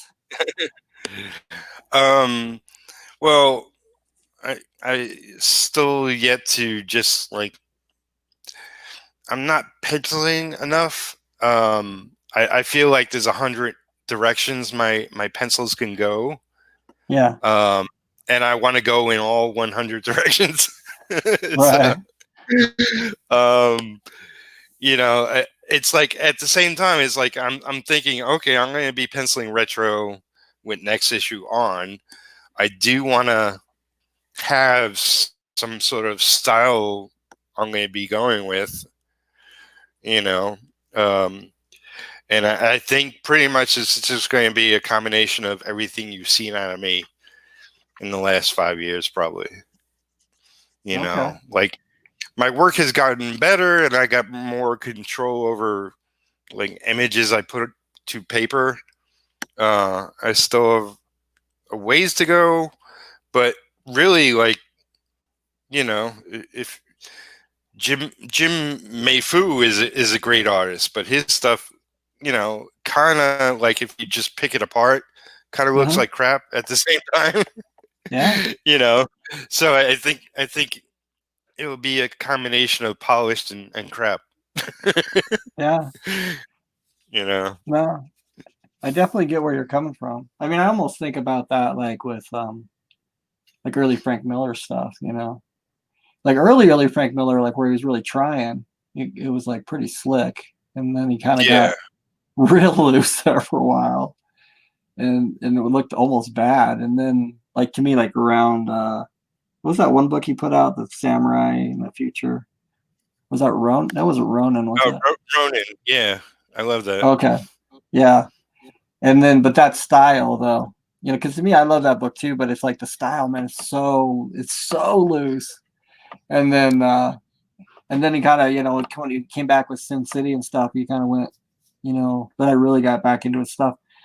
But I don't know, like that's a good point. It's like you got like Bernie Wrightson on one side, he's like, the master of everything. But then you got, you know, like you said, Jim Mafu, or like even like that Frank Miller Ronin kind of style, or just like a lot of others. And like Yeah, that stuff's cool too. You know what I mean? But it's not as refined. It's not like Bernie Wrightson. To me, like Bernie Wrightson's like technically like the master. But yeah. I don't know. Like Bernie's art went through stages. Absolutely, If yeah, you look at his later work, it was pretty horrible, but it was still good in a charming kind of. There's the essence of Bernie Wrightson work in there. But he's getting on with years, and anything after his Frankenstein work wasn't as good as anything before it. right, He really burned himself out in a major way. yeah, I think he might even had medical hand problems or something. Um, yeah, but Yeah, I mean he's amazing. Like even like the stuff he did for heavy metal. What was that? Captain something or another. Oh yeah, Captain Goofy Stern. Captain Captain Stern. Stern. Yeah. Yeah, that goofy space opera or whatever the hell it was. Yeah. It's just lots of fun. Yeah. Very That. cartoony and Yeah. but still look like Bernie Wright's and stuff. But you're right. I mean, it's just like once you do like Frankenstein, I mean, God, unless you just continue to do that, like everything's gonna look kind of worse. I mean, because that stuff was so incredible. I Yeah. remember reading that, like I think it was Kaluta saying that was like those guys like when they were in the studio because it was like Kaluta, Jeffrey Jones, and Bernie Wrightson, and who was the other one? There's four of Jeff them. Jones. Yeah, Jeff Jones. Barry And, Smith. oh yeah, Barry Smith. And he was saying that they kind of almost put themselves into like a corner because like their work was getting like so refined and illustrative that they couldn't like really work in comics anymore. And I know like I remember reading some stuff from Barry Windsor Smith too and saying that like he basically almost went like broke, because he was like doing like these big posters and self-publishing his own posters and they just barely sell any, like selling them out of the backs of like Savage Sword of Conan and stuff. And they all kind of at some point had to go like, okay, let's get back into comics and do some work. So we're like Yeah. broke. I don't know. Here's a question. Well, Would you like to achieve something like Frankenstein if you knew it would, like, you would never be able to do anything close to that again? oh yeah, I would say yeah, absolutely. I don't think, yeah, none of my work to me like has ever gotten come close. But yeah, I mean, if you could, I wonder what Bernie Wrightson's view of Frankenstein is. Does he look at it like it's his pinnacle, or was that just something that he did? I mean, Well, I mean, he I would kind of think like he's passed away. But yeah, I would kind of think like you wouldn't do something of that quality without freaking intending to, like oh that yeah, that was his passion project, and he yeah, put everything and beyond into it. yeah. um And he was and also like young at that time, so like I feel like when you're young and you're out to like conquer the world, there's something to that. Because like I look back at yeah. some of my work and I'm like, oh yeah, like that I was like bringing it, you know. And nowadays, like I don't know, I got the energy to bring it like that anymore. And I bet he felt a little bit the same way with that kind of stuff. Yeah, he started out when he was young, Yeah. on Swamp Thing, and that stuff is gorgeous. Oh But man, I agree. it's like gorgeous in the opposite way. It's almost like his Alex Toth version of his work. You know, Yeah. very very sparse and brush, like a lot of brush work. Yeah. Um, and so it was amazing in a different way, a different approach to his work. Yeah. It reminds me, that for some reason, when I look back at those old Swamp Things, which I love too, I love that style that he was doing back then. And it reminds me a little bit of Alex Raymond, like through that, but less illustrative and more like pulpy kind of monster type comics. I mean, obviously, but like the Yeah, brushwork kind of reminds me a little bit of Alex Raymond at the time, um, or at Bernie Wrightson's time, not at, you know what I mean. And yeah, no, definitely. I don't know, but I still love that too, though. And on top of that, then like all that stuff was printed on like newsprint, and then plus it was just like the cut in colors, so it really, wasn't even being printed that, you know, that well. So I wonder how much was kind of lost, you know, how much of the Yeah, details though. But or what benefited, yeah, because like that's sort of like sort of faded color, um, not as good Yeah, printing. Really added a lot to some comics, you know. that's true. Yeah, because like especially when you see some of the stuff printed, like when Marvel reprints. And I hate when they do that, but they reprint some of the old newsprint comics in like the slick, you know, Yeah, graphic novels with the new, the color comes out so much more bright, and so it looks completely different than the way it was published in the comics. It or doesn't look near as good. when they recolor it with modern coloring, and Yeah, none of it holds up, none of it looks as good.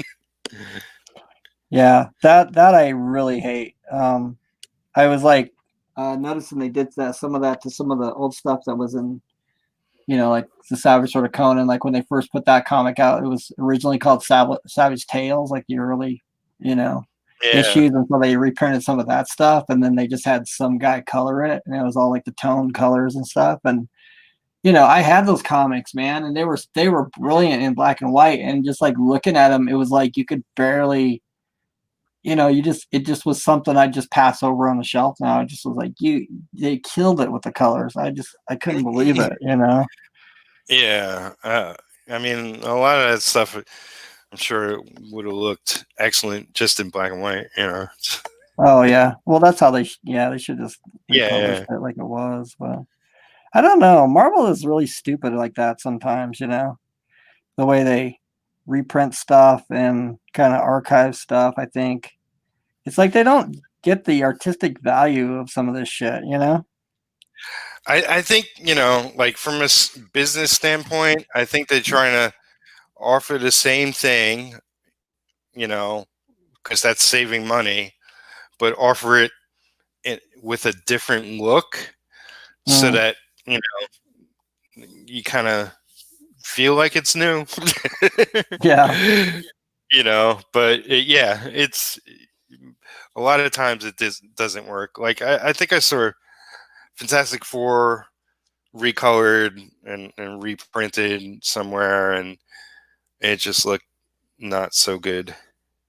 Oh yeah. Yeah. Yeah, that sucks. Randy said I It's heard or sorry. Randy said I good. heard Bernie Wrightson injured his drawing hand or something. I Yeah, I don't think know. so. Is that I true? think so. I think Mm. so.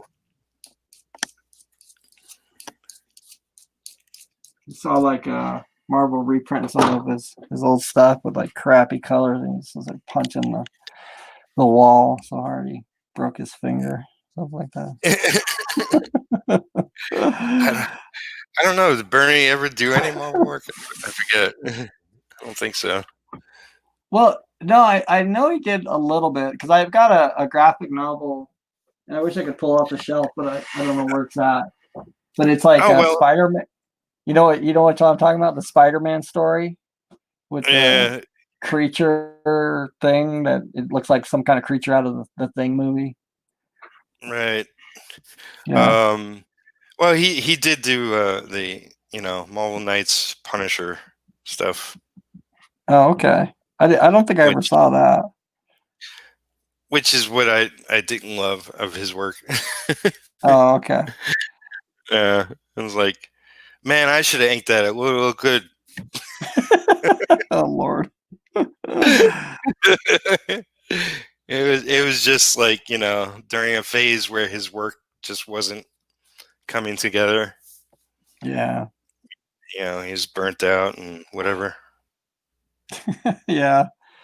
Well, that's something that I mean, like when there's always those and I know you and me have both been there, but there's just like those sometimes like when you just got that deadline, and you just Yeah. get it done. You know what I mean? It doesn't look good, but it's like it's done. So I'm sure like everybody has those kinds of jobs at some point, but Yeah. I don't know. I There's like I saw like stuff that he did because like I think he's done like a lot of movie stuff too, like commercial like concept design, and sometimes like I'd see something like that where it ended up being Bernie Wright's, and I'd be, oh, I didn't even recognize, his work there. But as you can just tell, he's just blowing through that stuff, Yeah. So. But I did see recently, Ronnie Gunther, Crimson Owl Comics. Yeah. He was reviewing some um, Steve Niles comics that Bernie writes in. Supposedly, it was his last comic he worked on. Oh, really? Okay. And it was with Frankenstein, and it looked really good. Really? Yeah, much, much, much, much better than his Punisher stuff. So, like I said, I think Frankenstein was really, mostly what he wanted to do. Right. Yeah. Yeah. Well, it would have been neat to see him do more like that, or even go on like Yeah, something like Dracula, or more of that same kind of thing. But yeah, he was perfect for all that. yeah, I mean, he did like a hell of a, his career, like over his career, he's done like a lot of really great stuff. So, you know, you can't fault the guy really. He did No, well. not at all. He didn't just do one good thing. He did many good things. Yeah. And I was just noticing a few days ago or something, like on Facebook, a lot of people were posting that it was Richard Corbin's like birthday, and he's like Oh 80 yeah, years old or something, and he's still freaking kicking out some good stuff. Um, like new stuff at the comic shops, like for Marvel and stuff and different companies. And that's fucking impressive, man. cool. Yeah, I mean, I know he's done stuff throughout the years. I haven't seen anything recently, but I did like when he first started doing black and white stuff. It looked a little bizarre and weird, Yeah. but as he went on, it started looking a lot better and maybe a little more like like his older work, even though it was different sort of medium almost. Yeah. Um, but yeah, I mean, I always loved Rich Corbin. Um, I had a friend who's like diehard Richie Corbin fan, who was trying to paint like him for years, and eventually got in touch with him, and actually Rich helped him, out, like gave him lessons or something. Wow. Yeah, That's interesting. Yeah. See, like to me, like that's a guy who like I don't really like, as far as his painting. Like nowadays, like like you said, he does a lot of the ink stuff, and I really like that style that he's got. It still, to me, looks like Corbin, but it's like his own, yeah, and it kind of fits with the way people color him and stuff. But like his painting work, like he did on Den and the Neverwhere, whatever that was called. I mean, like that stuff. I have a hard time understanding like just the technique. Like I don't know what it is. Like is it oil? Is it like airbrush? See, like airbrush and oil. I mean, it's just so bizarre, yeah. So I mean, you look at a bunch of pages, and all of a sudden there's like a splash page with almost like a tie dye, uh, yeah, like oil painting kind of vibe. And it's like, what the hell is it? How the hell did he put that together? yeah, exactly. Yeah, like in the backgrounds and stuff, you'd have like where it almost looks like Yeah, the paint is separating or something. I don't even know the technique there. But even yeah, just on the figures, just like I don't understand that one. It's crazy. Randy says, "Hail Richard Corbin." I'll hail Richard Corbin. That's for sure. He is Yeah. definitely up there in my canon of all-time favorites, man. Yeah.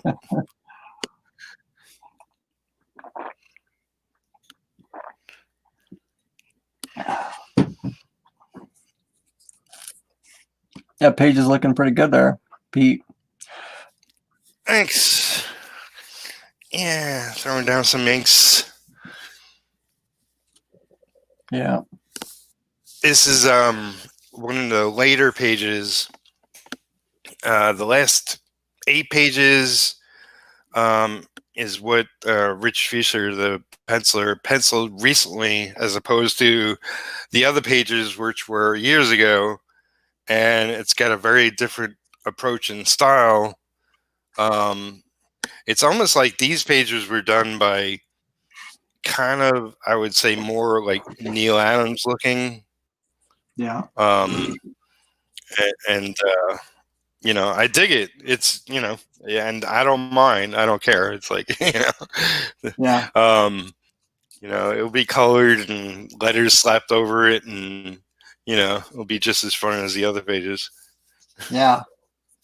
Yeah, I can kind of see that, like especially that top figure with his like leg down and stuff. I mean, that is almost kind of like, it Yeah, does kind of remind you of like a classic Neil Adams pose in a yeah, way, He used to always have like these long legs on all his characters and stuff. yeah. Yeah. So it'll be a lot of fun. Heck yeah. And then I'm sure it'll be nice to get that book out, which will be really cool. See it, hold it in your Yeah, hand, That'll be great. yeah. So are you going to actually have it colored, or I might ask you that before. Yeah. I kind of forgot. So you are going to go for the color? Yeah. Originally I was using somebody who was doing digital coloring, like true digital coloring, and he didn't work out, unfortunately. Oh, really? Love the kid's work, but it took him like 3 months to do color 4 pages, and I was like, this is ridiculous. I got to use somebody else. Yeah. And it's like he was probably working on other books and just taking his time to giving me my pages or whatever. I don't know what the story was. He never said. But so I'm going to go with like 80s style coloring. So Marshall Lee is going to be coloring it. He's already colored a couple of pages. So it'll be very simple, simplistic, old school coloring on the book. I could see that as being pretty cool. You know what I mean? Having that kind of look like that. Yeah. And I remember what I love about that. What I love about that is that you'll be able to see the artwork. Yeah. Yeah, absolutely. And I remember seeing Marshall do like these pages that I've always thought were like the best ones that I've seen him do. Like this, it was like a skateboarding corncob guy or something like that. And then he had like this cool coloring on it with where it looked like really retro. It had like the dots and stuff. And I was like, man, that is like such a great like style. But then I think he did that book and it was like black and white or something. He didn't color the whole thing. And I was kind of disappointed, but it was like, that was just awesome what I saw there. Or maybe it was colored. I don't remember. It's been a while. So I don't know. I don't know if he printed it, but that was one of his Patreon stories. Oh, okay. So I think he did color that story. Maybe he colored some other stories, but I mean, some of the stuff he was doing was black and white. But yeah, that was fun stuff. I mean, I have very specific ideas about how I want to do my book, but I don't mind taking my time getting there as well. It's like, Like, let me get a couple of issues under my belt, then I can start fussing. Right. Yeah. Exactly. And there's always that, whatever you're working with somebody too, it's always, there's a little bit of give and take always, you know what I mean? It's never Yeah. 100% how you expect it, but then it's also like, a lot of times that really can work, Yeah. because it just works. It's not like what you plan, but it just works even better. So that's sort of the fun thing with working with other creators, and like I said, I have I mean, like with Retro alone, um, you know, Rich Fuser, I gave him a loose plot to work from, oh really? and I think we talked a little bit, but really he came up with a lot of the visuals on his own, and it is what I wanted, but it's so much more. Yeah. It's pretty wild. Yeah. That's neat. Well, that's cool. I'm glad you're getting it working and got the colorist and all that. Sure, it'll work out pretty well. Yeah. Got a whole team. I got Marshall coloring. Got somebody lettering. Somebody's going to help me with the sort of putting the book together. And there's a lot of design I'll be doing. Cool. Because I got extras, which is like I spoke about this before. It's like I want to put ads of other people's books in my in my book. Yeah. And I definitely want a Berserker Not ad. Oh man. The Keanu Reeves Berserker Not or my Berserker? No, I'm kidding. Yeah. I'll charge him $500,000 for his ad. Oh, that'd be awesome. Do that, please. Please do that. I want to see Pete have an empire. I'd love that. And I could be like, I told you guys it was gonna happen. It's funny because like shortly before Keanu showed up with his Kickstarter, it's like how the mind roams when you're thinking of just promoting stuff and trying to get the word out online. I was like, oh, what if I message like Tom Cruise? It's like, hey, I'm working on my own comics. I just wanted to connect and see what develops. Yeah. Yeah. Sure. Well, I mean, there's like that. What's his face with Sylvester Stallone and Invincibles or whatever they're called, or not the Invincibles, but the Forgettables. What the hell are they? I forgot. Expendables. The Expendables, yeah, like that Okay. comic, and then like this one, and then I remember these guys that I knew that had a deal with the dude off of Battlestar Galactica. I remember the old Battlestar Galactica. There was like the two guys, and then, anyway, the guy with the dark hair was the one. And they had like a comic going with him, which that I don't know how much that guy's gonna help you on a comic with him. I don't know if anybody cares about him anymore, but you know what I mean, though. Yeah.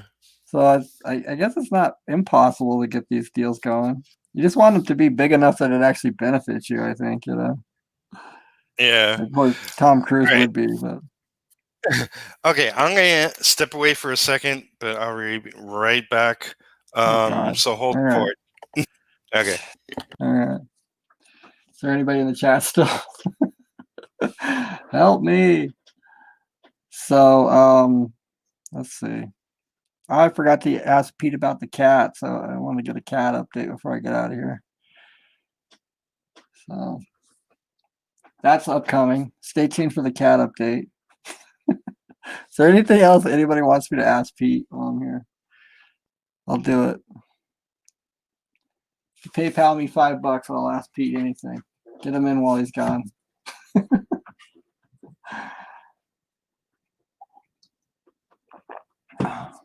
Well, I am sorry. I want to apologize to Randy, though, for disappearing while your friendly faces Indiegogo was going on. I feel really bad about that. I feel bad about not being around for Gibrans, Doom Barbarian, Indiegogo. I kind of dropped the ball for you guys. Not that it's like my fault or anything, but I wanted to be around to help promote. And I know I've been gone for like the last month or whatever. I'm back. Okay, cool. Corey's still here. Randy says if Keanu's book is making $1 million, what's his cut? He's I probably gonna make. imagine. Okay, go ahead. I would say maybe a fourth. I don't know. Like he's probably getting a good cut, but there's still like the cost of it, and the price of everybody else involved. Yeah. Well, I figured it's probably one of those classic, like Keanu's getting like $999, and they're paying like the creative team $1 or something. like the company just like decided, okay, it doesn't matter if we make a dime off of this. Yeah. At least we'll always have this book that everybody will know. Yeah. It's the classic comic book deal. This went on throughout the centuries and continues. Well, anyway, Pete, I told everybody that I would ask about the cats. I'm not sure that they want to hear it, but so what's the cat update? What's the status here? How many cats we got roaming around the apartment right now? Just four. Just 4? Okay. Just four. So, Isn't that all of them? I mean, you used to have 4, well, right? I had 6 at one point. Oh, wow. Okay. But one was a friend that he separated with his wife, but they did get back together. So I gave I gave him his cat back. And then one I had a black cat, and I took all my cats out to the farm because I was like I just had too much and I needed a break. And so they stayed there for quite some time. And when I took one back, and it was like, oh, I kind of missed these other two, and I took them back, and it was like, I might as well take everybody. But the last time I went, my black cat apparently, ran out of the place and hasn't been seen. You broke out and escaped. Yeah.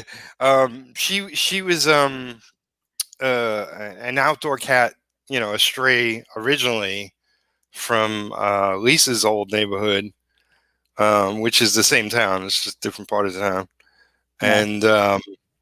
And the fact that she was indoors at all was, I guess, a miracle. The time she was here last, she was 90% outside anyway. So, she got out, and now she, I guess lives in the forest or whatever. Cool. So that's why I'm down to 4. Yeah. Oh, that's good. I mean, yeah, that sounds interesting.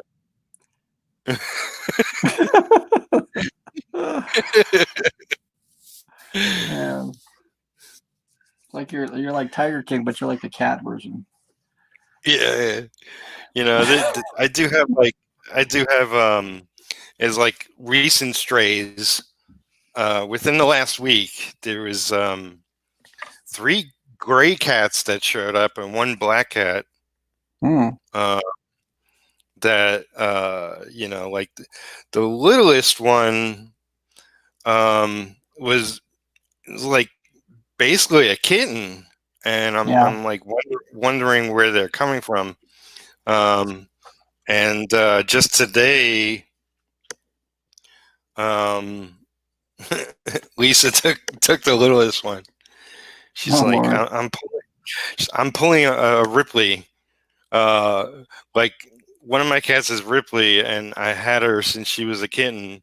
But it was years ago when I went over to Lisa, and she showed me Ripley, and I was like, "You can't have any more cats." Like we were just going cat nuts, and I put my foot down and I said, "Okay, you can't have this cat." So I, I took the cat, and it became one of mine.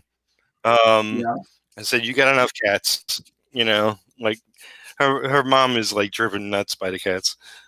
She's gotten more used to it over the years, but Yeah. anyway. But so today she was like, "I'm pulling a Ripley," and she took took the gray cat, and it's like, okay.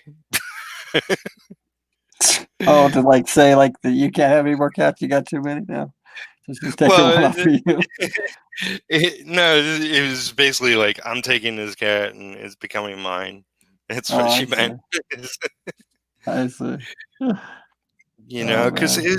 it's a baby kitten, and it was almost sitting in the street today. Mm. And it's like, this cat has no idea. Somebody, like some cat gave birth, and they put this one out, something Oh like that. yeah. Yeah. Yeah. Yeah. Well, you got that kind heart, Pete. So A I'm crazy sure there's brain or something. yeah a spot for you somewhere. Cat heaven somewhere or something.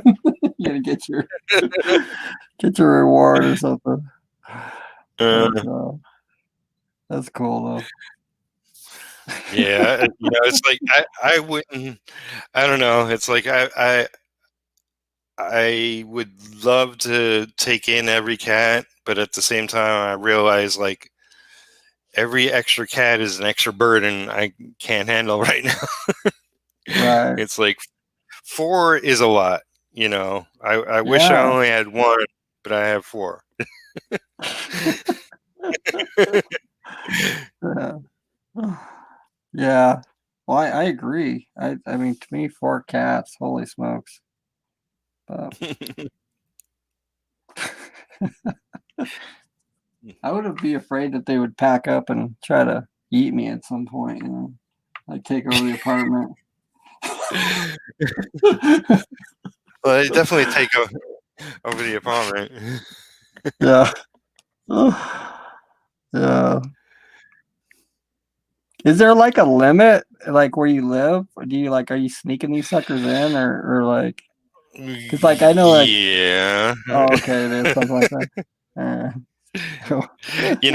Technically, I could only have one. Oh, Um, and uh, technically, the landlord doesn't know. oh, I have any at that point, for that matter, you like because spray paint them all like the same color. I refuse to put a down payment down for a cat. Oh yeah, screw that. Yeah. So like, yeah, I hated that shit. That's how it was back at the park. You had to pay for each dog or whatever. So.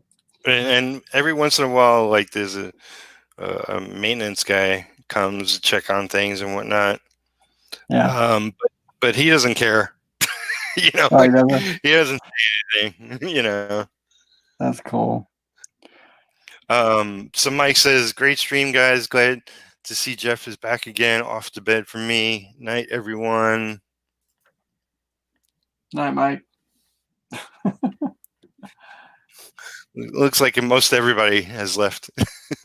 Yeah. I guess once you brought up the cats, nobody cared. I say, oh yeah, that's it for me. They stopped talking about comics. Yeah. Well, I don't know. One year I went. I mean, I don't. This is a little off topic, but a little bit on topic too. Is I went to the Denver Con and I was sitting next to these girls, and I couldn't believe, like, when I walked up, I thought, I took one look at their booth and I just thought, they're hopeless. They're not going to sell a thing. And so what they did was they basically had kind of like a cat picture, and then they would draw the same cat in like like Obi-Wan Kenobi with the lightsaber, or one would be like Darth Vader, or one would be, you know what I mean, just like whatever pop culture thing. And they were ridiculously busy, you know what I mean? Like their booth was constantly busy, just like hand over fist money. And I just, I couldn't believe it. But I don't know, some people just love cats. I guess it just doesn't matter like what it is, but Obi-Wan Kenobi with a lightsaber and a cat head. I mean, who would have thought? So I don't know. I guess my point is, it's like you never know. Like, as far as the audience, maybe they're just getting tired. Maybe they're not leaving because of the cats.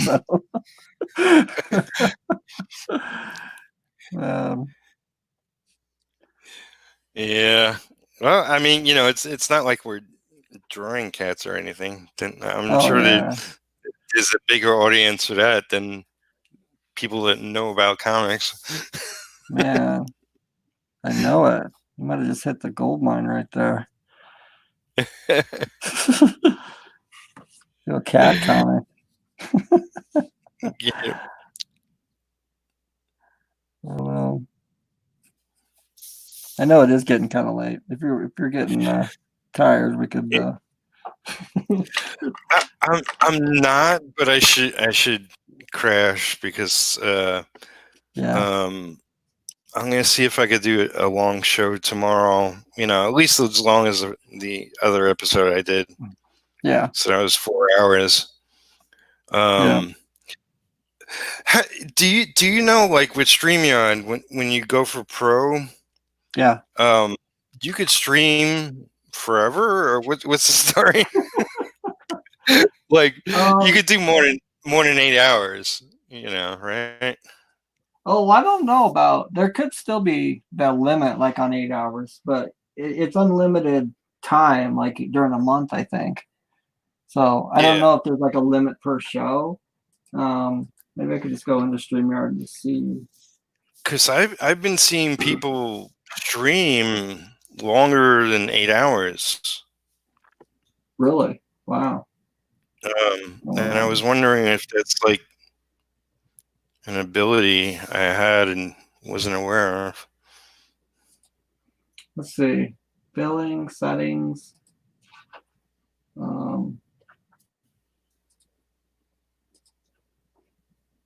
I don't remember them saying, like somewhere there's like let me see if it's here. Let's see. What are the limits of the free version? Free version is limited to 20 hours of streaming per month. Right. Streaming also like broadcast. It is kind of nice. Because we did buy that. Me and Gibran bought the pro or whatever because we were over our limit in like the first week or something. Yeah. And it is kind of nice because you get that thing in the front where you can put on your like an intro stuff and all that cool stuff. Yeah, I got to do a video so I can have an intro. Yeah. We'll do a retro intro. I'll animate one for you. Oh, cool. Wait, let's have Corey animate it. Corey, you can animate him. I think he left all of a sudden.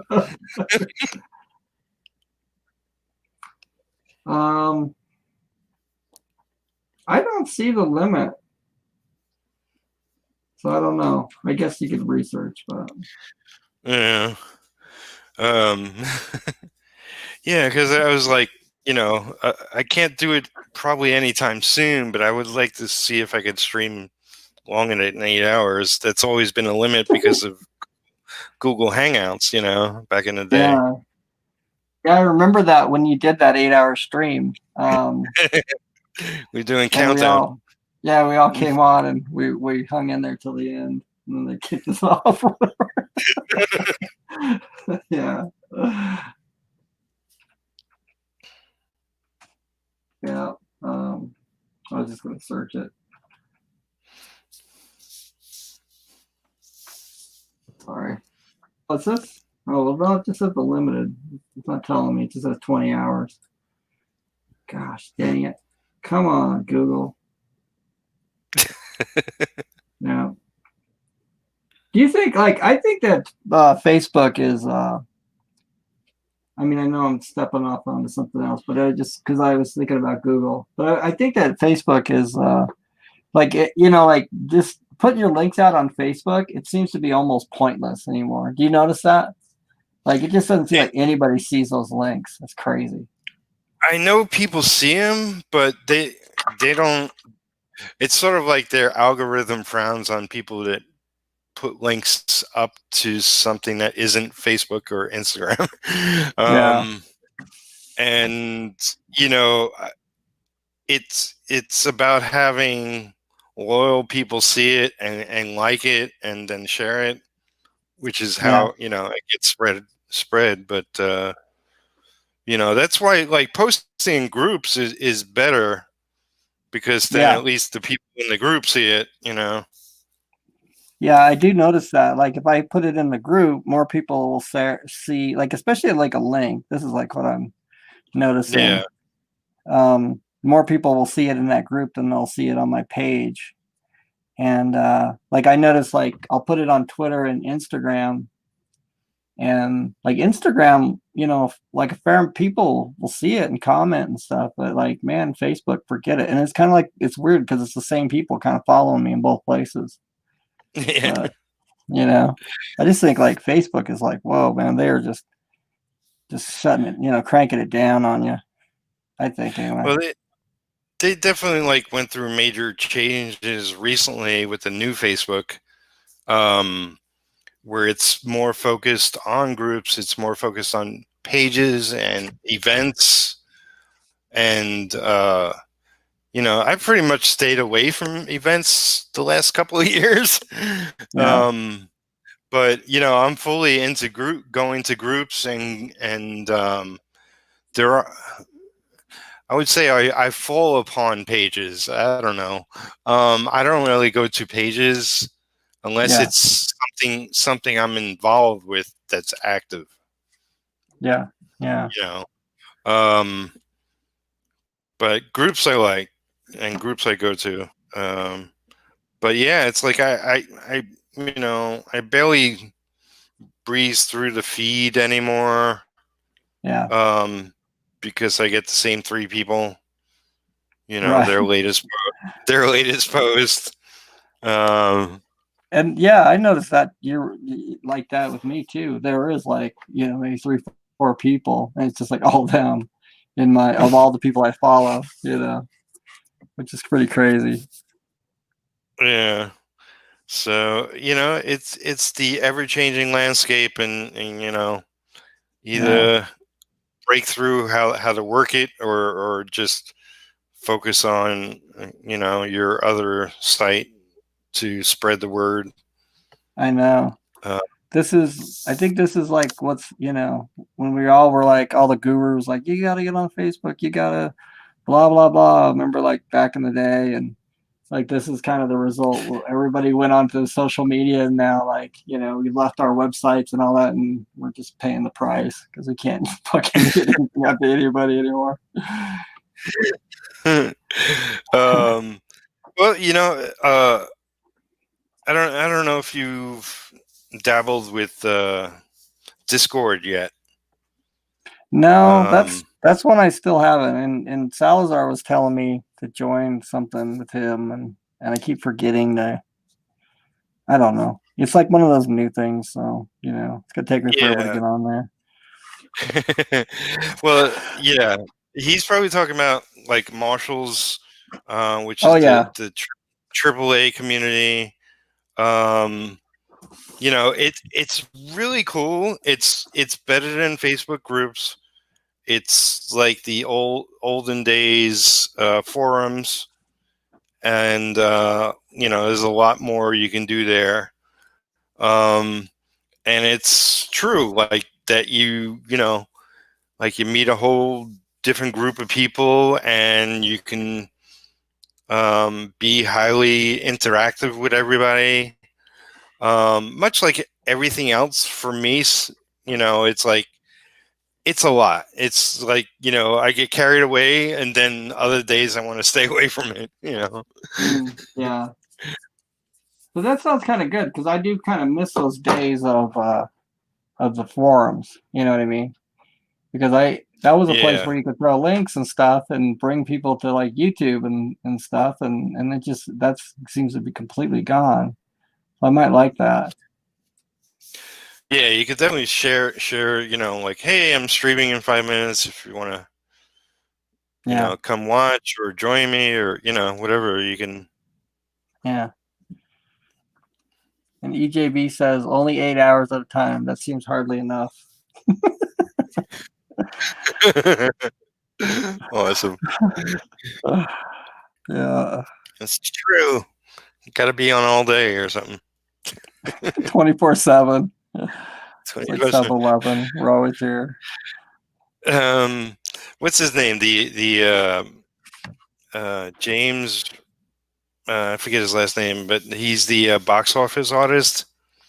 He was Yeah. doing what's the Transformer Prime? Optimus Prime. Optimus Prime, yeah. Okay. He was doing like his giant Optimus Prime drawing. Well, he was drawing like many Optimus Primes, but different designs. And he was attempting to do a 24-hour stream. I think he did at least 18 hours. I forget. Wow. But yeah, he's just like, So and long. it's kind of awesome. I actually turned it on while he was beginning to crash. He was like, I got to take a nap and then I'll be back. Oh my god. So he just left the stream going, or did he? No, he closed it Oh, down okay. and then started up again later. Wow. Is but he's like one of those YouTubers. He's that big that he's got to pull crazy stunts now, so Yeah. that for like the YouTube algorithm, for him to make the same kind of dent that he did a year ago, he's got to pull some crazy kind of stunt like this now. Yeah. Well, no, I can understand that, and I think that's something I definitely see in YouTube. It's like, you got to evolve and stuff. Not that I am even any good at YouTube, but it's like, you know what I mean? It's like the stuff that works stops working, and you got to come up with some new thing. And it's just as hard as like, when I first was on YouTube like years ago. I almost feel like it's harder now. So. Yeah, and it's a shame because like a lot of the people we fall in love with what they do, then they spiral out into other things, and it's like, what the hell are you doing? Oh What is yeah, this? I don't want to watch you paint phone cases or what, yeah. Whatever is like a popular thing at the time, Like Yeah. you said, like the crazy challenges. I remember that for a while. I'm gonna paint a whole picture left-handed, things like that. It's Yeah. like what? Yeah. Yeah. Which I kind of hate that actually, because I think, and it seems like almost every YouTuber will do it too. They get on YouTube and then they'll kind of see the money at some point. They'll get monetized or whatever, and they'll start trickling in. They'll be like, okay, I can make like money doing this, and so then they go like, I'll research how to do this, and then they kind of like, they get the advice that everybody reads on the internet, And then they start doing all those things, and then their videos kind of start to become like the other videos that are out there. And then like the thing that you liked about their channel is like gone because now they're just kind of like everybody else. And that Yeah. I don't like. I like when I Yeah. find it unique, I guess. I really like Jazza, but it's like Yeah. I followed him initially because of his art videos, Hmm. and occasionally I'll watch something, but more it's his vlogs because I'm interested in where his head is at, not that he's painting it. I don't know, like he's just doing wacky stuff. Um, Yeah. and he said in a video not too long ago, like that, you know, like because he's trying to do what people are interested in, and he lost track of what he doing, and Oh, really? Yeah. yeah, Yeah, I used to watch him a little bit, but I don't know, like I didn't stick with it, so I kind of lost track of him. But I remember like when I was watching him, he did kind of go like from. I mean, he really was like the clickbait kind of thing, like whatever was the current trend that everybody was doing. He was like suddenly doing a video about that. And yeah, he's obviously good at it because he's got tons of followers, but um, yeah, I don't know. But that's interesting that you said that, like, he's feeling like he's getting tired of it or something. Because remember that one girl that, like, way back when we were doing the art cast, we kind of came across her, like Bailey J or something. Is that I think it was her name's Bailey J. And she got, yeah, yeah, like real big.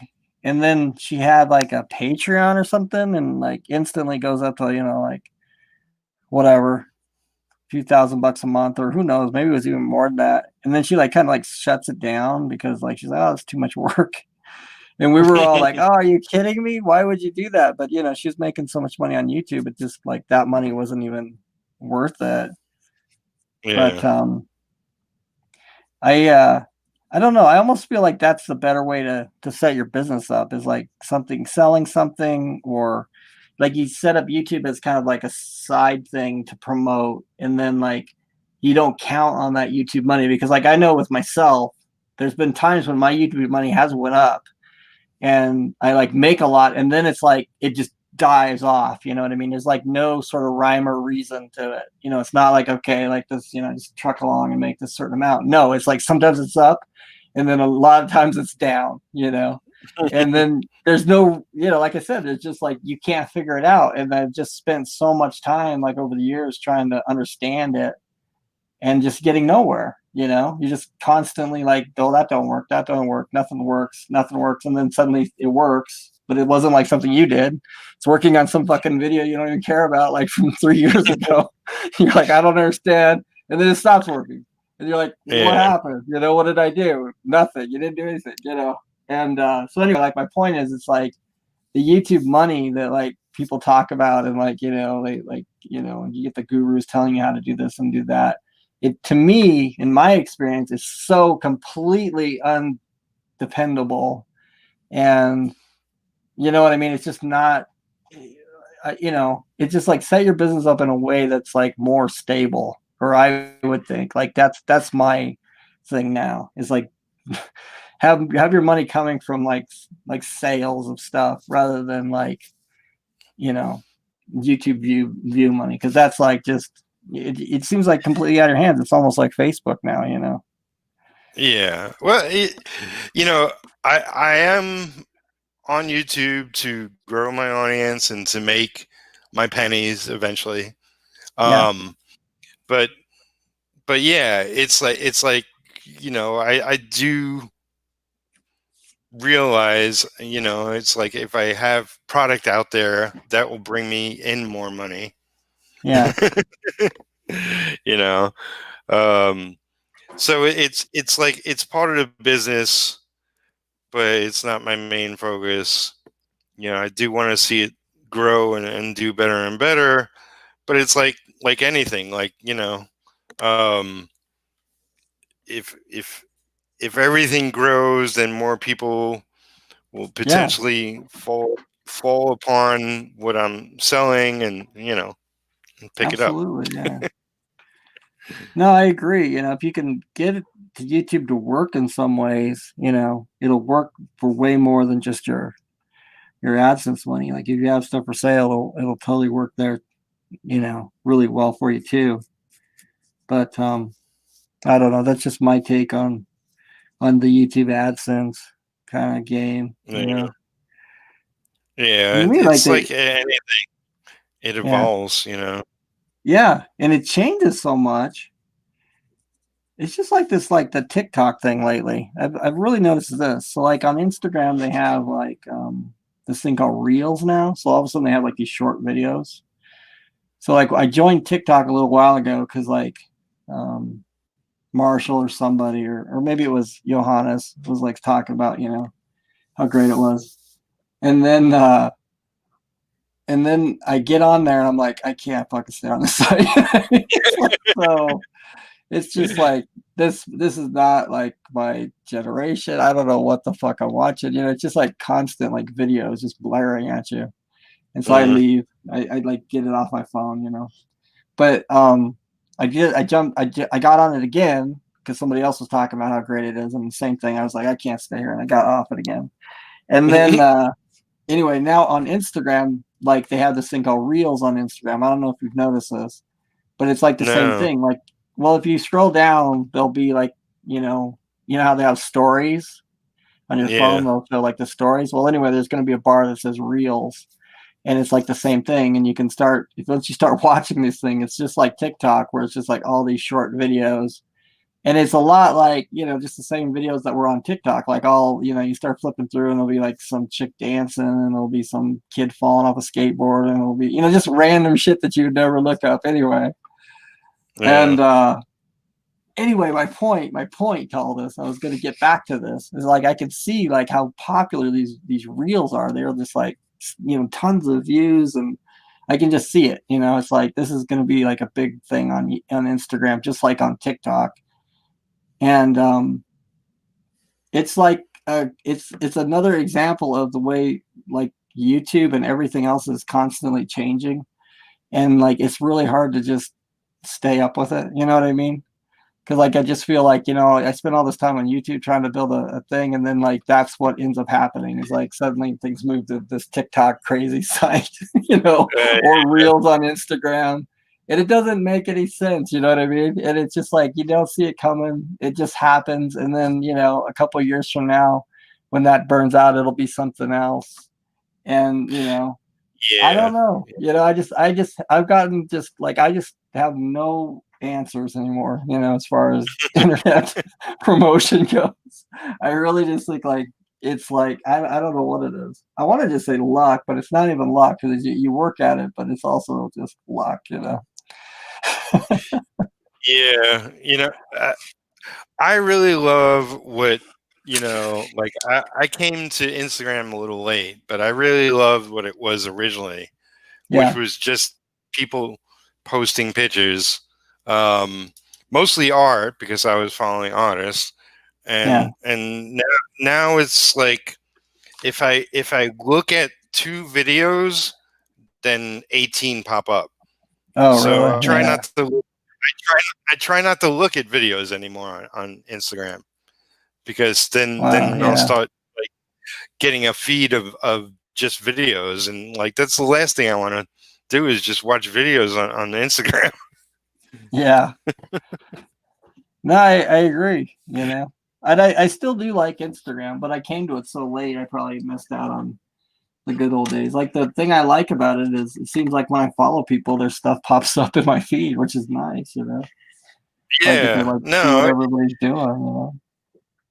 it's still a good place to go and show off what you got, and you know um I mean I follow thousands of people, and a lot of the times the people I really want to see at the moment I'll have to hunt down myself, but Yeah. um it's still it's still a great site. I just liked the fact that I could pretty much go there and see artwork. Yeah. You know, Yeah. you do that on Facebook and you see a little bit of Right. everything. Yeah. I know. And then you get to see like everybody's, art and political rants and what they had for dinner and everything else. Yeah. But I just noticed Yeah. this one comment, which I know you're probably trying to get rid of me, but I want to read this one because I just kind of caught my eye. But EJB, yeah, says, I remember when Jay Ferguson reserved a table at a con and he found out that Samiki-chan was going to be there. He said he was going to go find her and see how she was doing. 20,000 plus a month on Patreon. This guy's been around, man. Yeah. CGB's been like from the start. That's crazy. But yeah, I totally remember that. We never did figure that one out.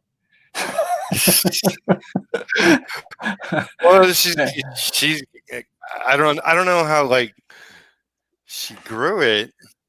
Yeah. But it's like she developed a business, and the sort of the business side makes sense. But yeah, it's like I think we kind of guessed early on that she had a huge following elsewhere, and sort of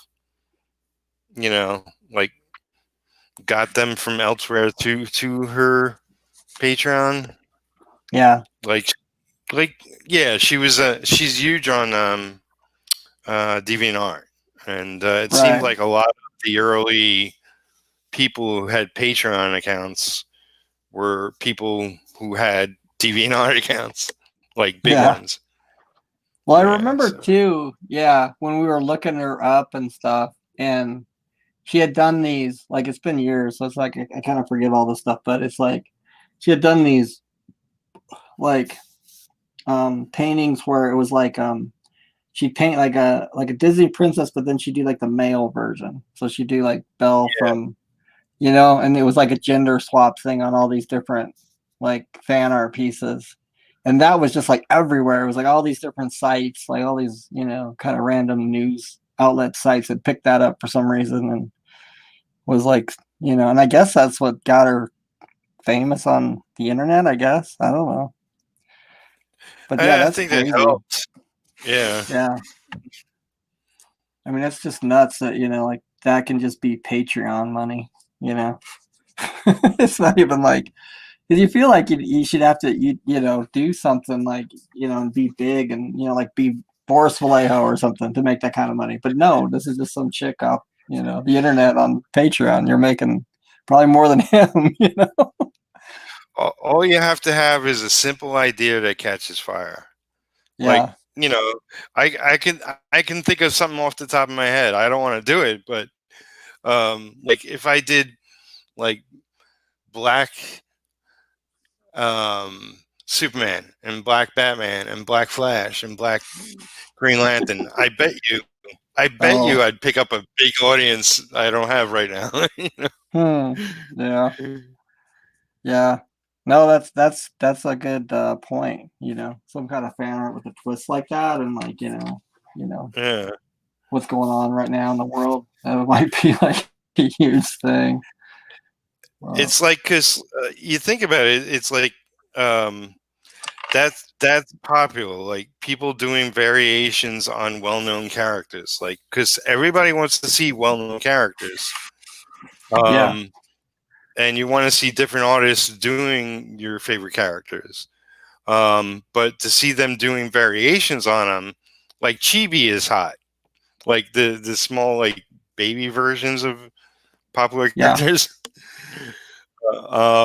That's super hot. And if you do that and you do it well, then you'll do well. Yeah. I mean, I do agree with you, but then like I know that, like at times I've kind of tried to follow those trends with my videos and stuff like that. And like I do a hell of a lot of fan art. If you go back through my channel, there's tons and tons and tons of it. And like sometimes it works, sorta, but then like it doesn't. Also, you know what I mean? And I mean, like if you look at like Scott, I remember Scott doing like that fan art Friday thing for like years.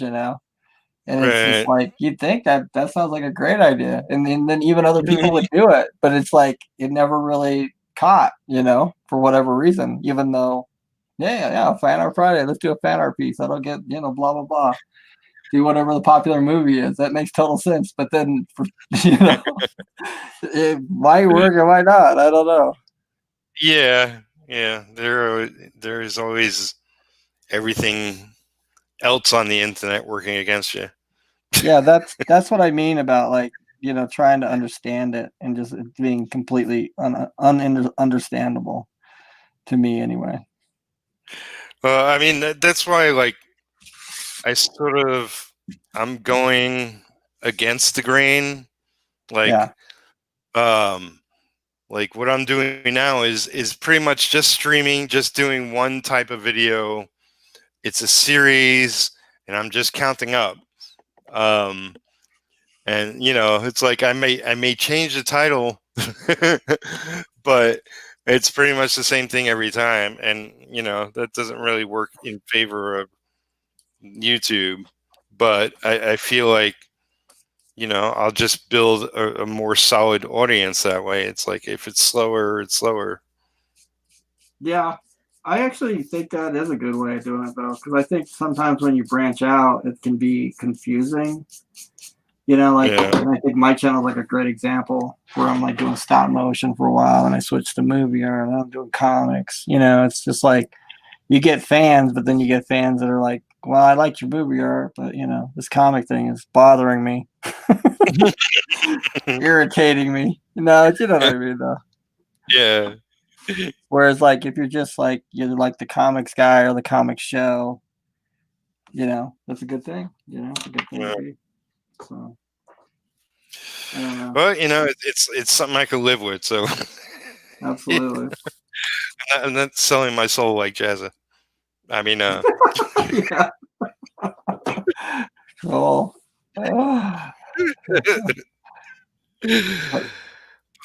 but yeah, we've been going a long time. I usually do Yeah. hour, half, whatever.